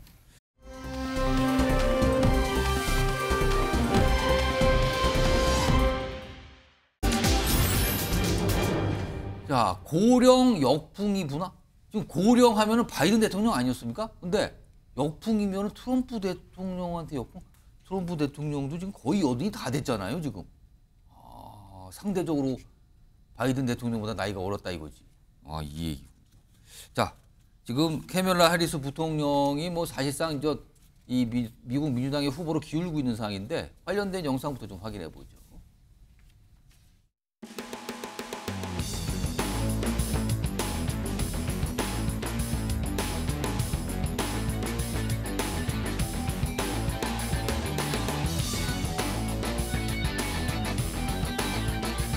I extend a very warm welcome to Dr. Kavanaugh. Donald Trump won, and we're going to beat him again. But while I may be the first woman in this office, I will not be the last. Every little girl watching tonight sees that this is a country of possibilities. 자, 캐멀라 해리스 부통령 지금 사실상 민주당의 후보로 기울고 있다 이런 얘기 나오는데요. 누군지부터 좀 자세히 살펴보죠. 자, 여기 보면은요, 일단 자마이카 그다음 인도계 이민자의 딸, 아버지께서는요 미국 스탠퍼드대 교수, 어머니께서는 UC 버클리 연구원, 지식인 부모를 뒀네요. 자마이카 인도계. 그리고 특히 모친은 인도계에서 브라만 계급 속았다 이런 얘기가 나오더군요. 일단 부모님이 공부를 많이 하시고 집안이 유복하다고 할 수 있네요. 그리고요, 이 해리스 부통령은요, 하워드 대학교 미국에서 흑인들을 위한 하버드대다 이런 별칭이 붙은 명문대라고 합니다. 여기에서 공부를 했고요. 그다음에 흑인계 여성 최초로 이제 로스쿨 가서 이 변호사 자격증을 딴 거죠. 그리고 샌프란시스코 여성 최초, 흑인계 여성 최초, 샌프란시스코 지방검사장, 캘리포니아주 법무장관을 거쳤습니다. 그리고 연방 상원의원, 그리고 부통령까지 최초란 타이틀이 참 많이 붙어 있어요. 정치인 부의장? 이 정도면은 그냥 초특급 엘리트 출신 아닙니까? 맞습니다. 법조인으로서 할 수 있는 건 거의 최초 여성 타이틀을 달면서 또 유색인종 타이틀을 그리고 달면서 부모들 보면 굉장히 유복한 집안으로 보여요. 예, 맞습니다. 근데 이제 해리스 후보의 유일한 지금 단점이 지금 뭐 화려한 초엘리트의 길을 걸어왔지만 정치 경력이 길지 않거든요. 정치 경력이 짧고 그리고 부통령으로서 바이든 이 대통령과 함께 했을 때 보여준 것이 뭐가 있는가에 대한 지적에서 자유로울 수 없습니다. 그렇기 때문에 해리스가 갖고 있는 단점들도 부각이 될 것으로 보이지만 하지만 이전에 지금 바이든 사퇴를 선언한 바이든 후보가 갖고 있던 뭐 고령 이런 것들도 다 상쇄시킬 수 있고 그리고 민주당에서 사실 바이든에 대해서 지금 적극적 지지를 점점 철회하고 있던 사람들 미국 민주당은 영향력 있는 전직 대통령들이 많지 않습니까? 뭐 클린턴 부부나 아니면은 오바마 대통령 같은. 근데 지금 오바마 대통령이 지금 지지 선언을 하지 않았다고 해서 뭔가 해리스 후보에 대한 언급을 하지 않았다고 해서 지지 선언을 하지 않은 것이다라는 얘기들이 많은데 원래 오바마 후보는 왜냐하면 그게 미셸 오바마의 존재 때문에 그렇다는 해석들이 있는데 사실 그렇다기보다는 오바마 대통령 자체가 상당히 원칙주의자입니다.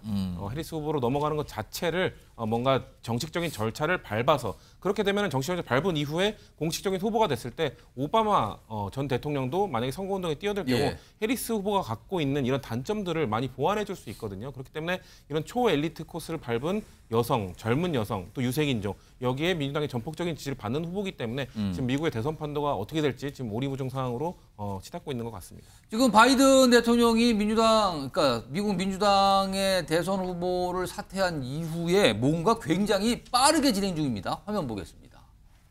여기 보시면요. 지금 민주당 대의원들이 사실은 후보를 결정해야 되는데 과반을 넘었어요. 지지를. 이미 해리스 부통령이 과반 이상 지지를 확인했답니다. 지금. 사실상 후보가 된 거예요. 그러면은. 뭐 이제 절차만 남았을 뿐이지. 그리고요.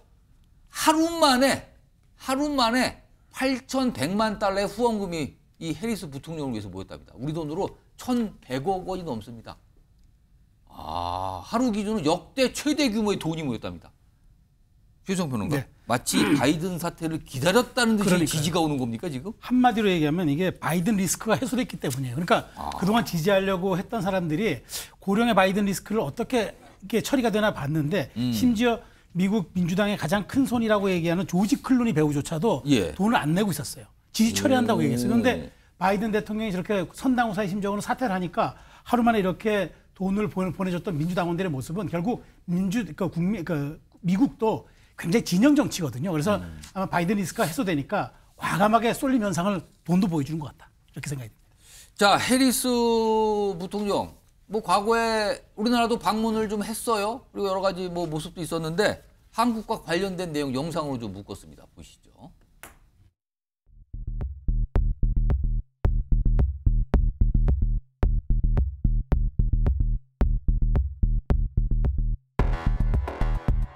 지난 70년 자유와 민주주의를 위해 함께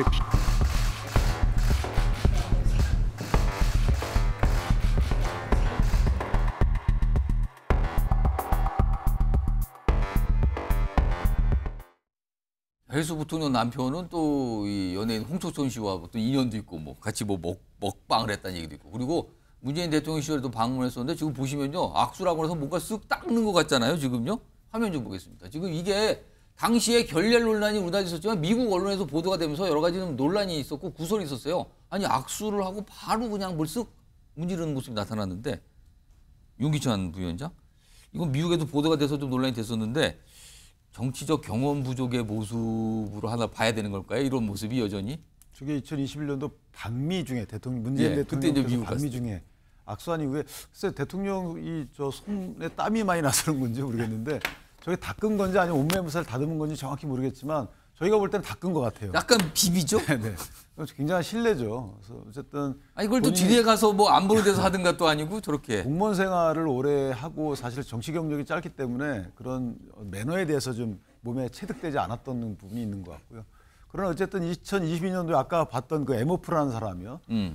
저 해리스의 남편분은 저희가 보통 세컨드 젠틀맨이라고 표현한다고 하네요. 저분은 이제 윤 대통령 취임 사절단을 왔다가 광장시장에 가서 빈대떡 먹고 저기 홍석천 씨하고 인연이 있는지 모르지만 어쨌든 미국의 민주당의 이제 다양성과 포용 이런 것들을 강조하기 위해서 아마 홍석천 씨를 섭외했는지 아니면 불렀는지 모르겠지만 같이 다니면서 저런 모습을 보여줬었죠.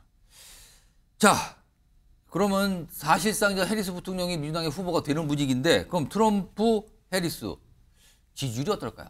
최근 바이든 대통령이 후보 사퇴 이후에 나온 조사 결과가 있습니다. 지금 45대 47입니다. 이거 오차 범위죠. 비슷하게 가네요, 지금요.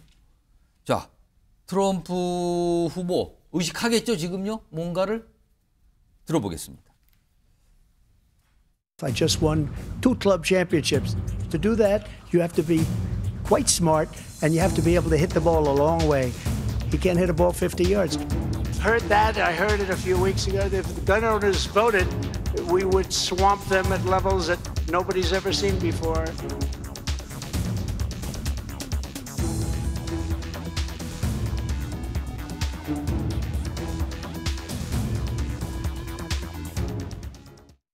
박찬욱 교수님, 네. 60대 해리스와 62대 해리스와 이제 70대 거의 80이나 된 트럼프의 대결에서 바이든 대통령에게 공격을 했던 이 고령 논란이 지금 트럼프 대통령이 받을 수도 있다. 이런 얘기가 나오던데요. 네, 프레임의 역전입니다. 4살 차이도 바이든 대통령의 언어 문제, 인지 문제가 논란이 됐었는데 4살 차이밖에 안 되거든요. 예. 그럼 트럼프가 대통령 되면 4년 뒤에 똑같은 바이든과 똑같은 문제가 또다시 발생할 수 있다. 이걸 가지고 18살 젊은 60세의 해리스가 18살 차이. 네, 해리스가 바로 공격을 다시 하는 거죠. 프레임이 완전히 역전돼 버렸습니다. 참 이게 돌고 도는 겁니까 지금 어떻게 되는 겁니까? 상황이 이렇게 됐답니다. 그래서 지금 지지율을 보셨죠? 45, 47 이렇게 나오고 있다고 합니다.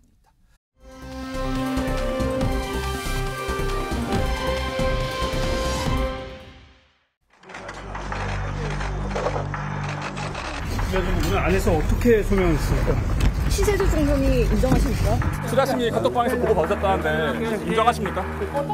카카오가 나가야 될 생각도 관계 뭘 보십니까? 플러스 네. 가산 10년 후의 모습을 볼 때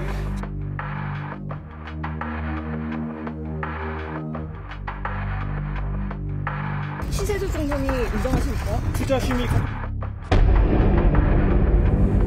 자, 제목 나왔습니다. 혁신의 아이콘에서 지금 구속신대가 됐습니다. 카카오의 창업자, 카카오를 만든 김범수, 지금은 경영쇄신위원장을 맡고 있는데 구속이 됐죠. 화면 좀 볼까요? 이게 오늘 새벽에 결정됐어요. 구속영장 청구가 됐는데 발부가 됐거든요. 일단 김성수 변호사, 어떤 혐의가 됐고 구속까지 된 이유는 뭡니까?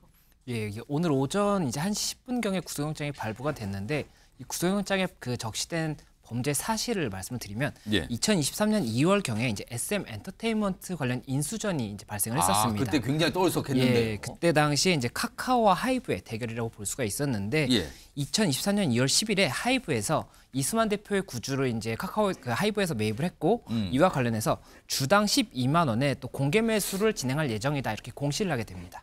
그러면 주당 12만 원으로 이제 매수하겠다고 할 당시에 이 SM 엔터테인먼트 주가가 이제 8만 원에서 10만 원 사이를 오갈 때였거든요. 그렇다 보니까는 꽤 높은 금액이어서 공개 매수가 성공적으로 이루어질 것이다. 높은 가격을 제시하니까. 예, 그렇죠. 그런 이야기가 나왔었는데 실제로 이제 2023년 2월 10일부터 2023년 2월 28일까지 진행이 되는데 이 앞에 한 하루 이틀을 제외하고는 계속 12만 원을 넘어요.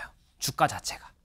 예, 이렇게 되면 주식 그 주가로 판매를 하는 게 오히려 12만 원보다 많이 받을 수가 있기 때문에 공개 매수가 그럼 실패할 수밖에 없겠죠. 그럼 그 주가가 오른 게 좀 이상했다 이걸로 보는 겁니까? 그렇죠. 지금? 그때 당시에 그래서 일단 검찰에서 봤던 것은 2023년 2월 16일 그리고 2월 17일에 이 자금이 일부 투여가 돼서 12만 원을 넘는 금액이 한번 이제 성립이 됐었고 또 2월 27일 그리고 2월 28일에 또 카카오에서 장내 매수를 통해서 이 28일 같은 경우에는 1,300억 이상 이제 자금이 투여가 됐거든요. 그렇다 보니까 그런 행위를 통해서 12만 원 이상으로 금액을 고정시킨 것 자체가 이 자본시장법에서 이 176조에서는 시세 조정 행위를 금지를 하고 있는데 이 부분 금지 행위를 했다는 거죠. 시세 조정을 했다는 혐의군요. 그러니까 예, 주가를 맞습니다. 뭔가를 했다 그 혐의를 받고 있는 맞습니다. 거군요. 그래서 이 관련자들 뭐 당시 이제 투자 관련 대표라든지 이런 사람들은 이미 구속 상태에서 기소가 돼서 재판이 진행 중이고 김범수 위원장 같은 경우에는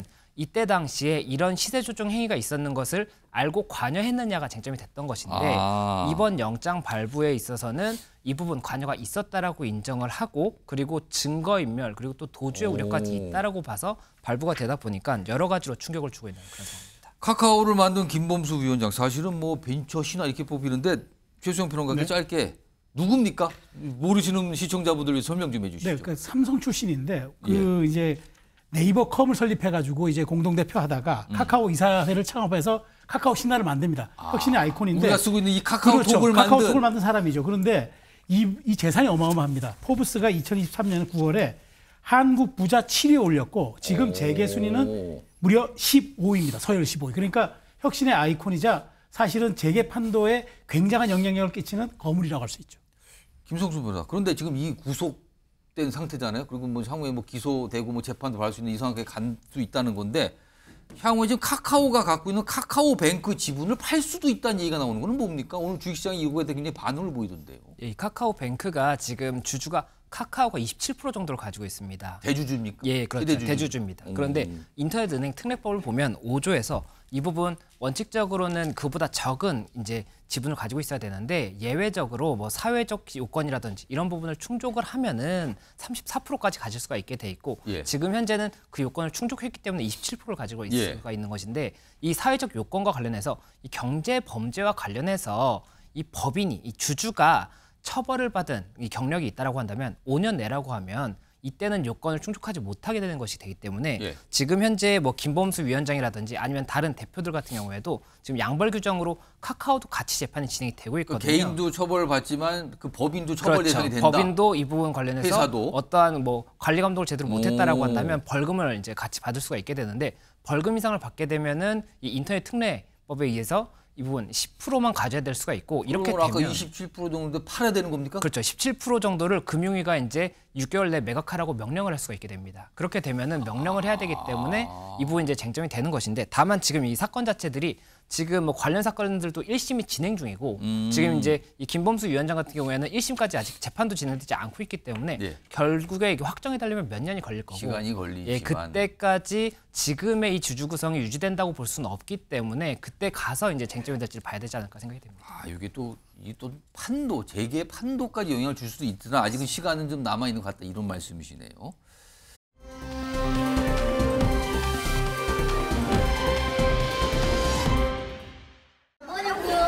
당신 안 들었어? 안 들었다고? 뭐라고요? 네? 들어갈게요. 나오세요. 나오라고요. 아이고.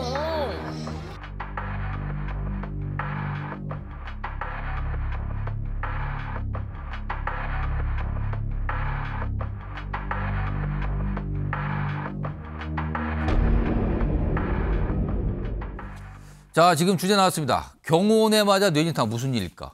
지금 영상에 본 게 어떤 팬들이고 경호원들 뭐 이렇다 그러죠? 화면을 일단 좀 보겠습니다. 이 내용 정리한 거를요. 여기 보시면 뭐 경호원, 구타, 뇌진탕 뭐 이런 얘기가 나오는데 지금 어떤 팬이 이런 얘기를 하고 문제 제기를 한 건데 김석수 변호사. 사실 최근에 뭐 배우 한 명의 공항 경호 논란이 불거졌는데 이거 같은 맥락일지 모르겠는데 이것도 과잉 경호 얘기던데 이거 무슨 일이 있었던 겁니까? 예, 방금 보셨던 영상이 이제 6월 23일에 이 아이돌 그룹이 김포공항으로 입국할 당시에 이제 촬영된 영상입니다. 그래서 이 아이돌 그룹의 팬인 10대 팬이 이 영상을 촬영하는 과정에서 이 경호원에게 머리를 가격당했고 이로 인해서 뇌진탕이 발생했다. 지금 이렇게 주장을 하고 있는 상황이어서 아이돌이 있고 경호원이 사설 경호원이 있는데 팬들이 접근하는 상황에서 벌어졌던 일입니까? 예, 맞습니다. 그런 상황에서 이제 경호원이 자신의 머리를 가격했다라고 하는 것이고 이렇게 되면 폭행죄라든지 뭐 만약에 상해가 발생했다라고 한다면 업무상 과실치상도 될 수가 있거든요. 그래서 이 부분 관련 지금 현재 고소를 했다는 이야기가 나오고 있기 때문에 이 부분 수사가 진행되고 있다 이런 상황입니다. 지금 그러면은 이 아이돌의 소속사나 이 경호업체 쪽에서 뭐 나온 설명이 좀 있습니까? 일단 뭐라고 합니까?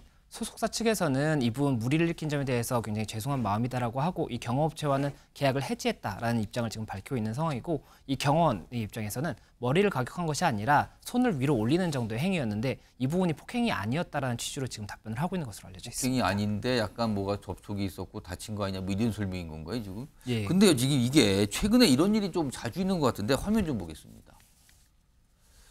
내용 보시면요. 지금 배우 변호석 씨 최근에 이제 공항 과잉 뭐 경호, 뭐 플래시 세례, 그리고 아이돌 그룹들도 보면 뭐 밀쳐서 골절상, 그리고 뭐 넘어져서 논란, 밀어서 넘었다. 뭐 이런 그러니까 경호 중에 뭔가 이제 충돌이 발생을 했고 다치고 뭐 이런 거란 말이에요. 지금 그리고 뭐 프레시를 붙이고 최수영 변호가 한 1분 좀 못 남았는데 왜 이런 논란이 자꾸 반복되는 것 같습니까? 그러니까 저는 이거에 대해서는 우리 제도가 뒷받침돼주고 있지 못하다는 지적드리고 싶은 게 이게 벌어지는 공간들이 공항이에요. 인천공항은 공항관리공단이 있고 김포공항도 마찬가지인데 공공장소인데 왜 여기에서 사설 경호원들이 이렇게 이렇게 말하자면 무리한 행동들을 합니까? 그러니까 저는 물론 연예인들은 자신들이 이제 인기를 이제 위해서 이제 뭐 사는 사람들이니까 바뀐 외주업체가 이렇게 하는 거에 대해서 어떻게 할 수는 없지만 이렇게 소속사들이 이렇게 경호업체들을 관리하는 거 왜 제도에서 이렇게 우리가 통제하지 않습니까? 전 이 점은 매우 말하자면 우리 공권력의 영역인데 왜 사적 이 관리의 영역으로 두는지 저는 이거 이해할 수가 없고 이런 부분에 대해서는 앞으로 단순히 이제 뭐 이게 인기 연예인과 무슨 어떤 그 뭐 팬들의 관계 이게 위험 소위를 떠나서 이거는 저는 공적인 영역에서 관리돼야 한다고 봅니다. 알겠습니다.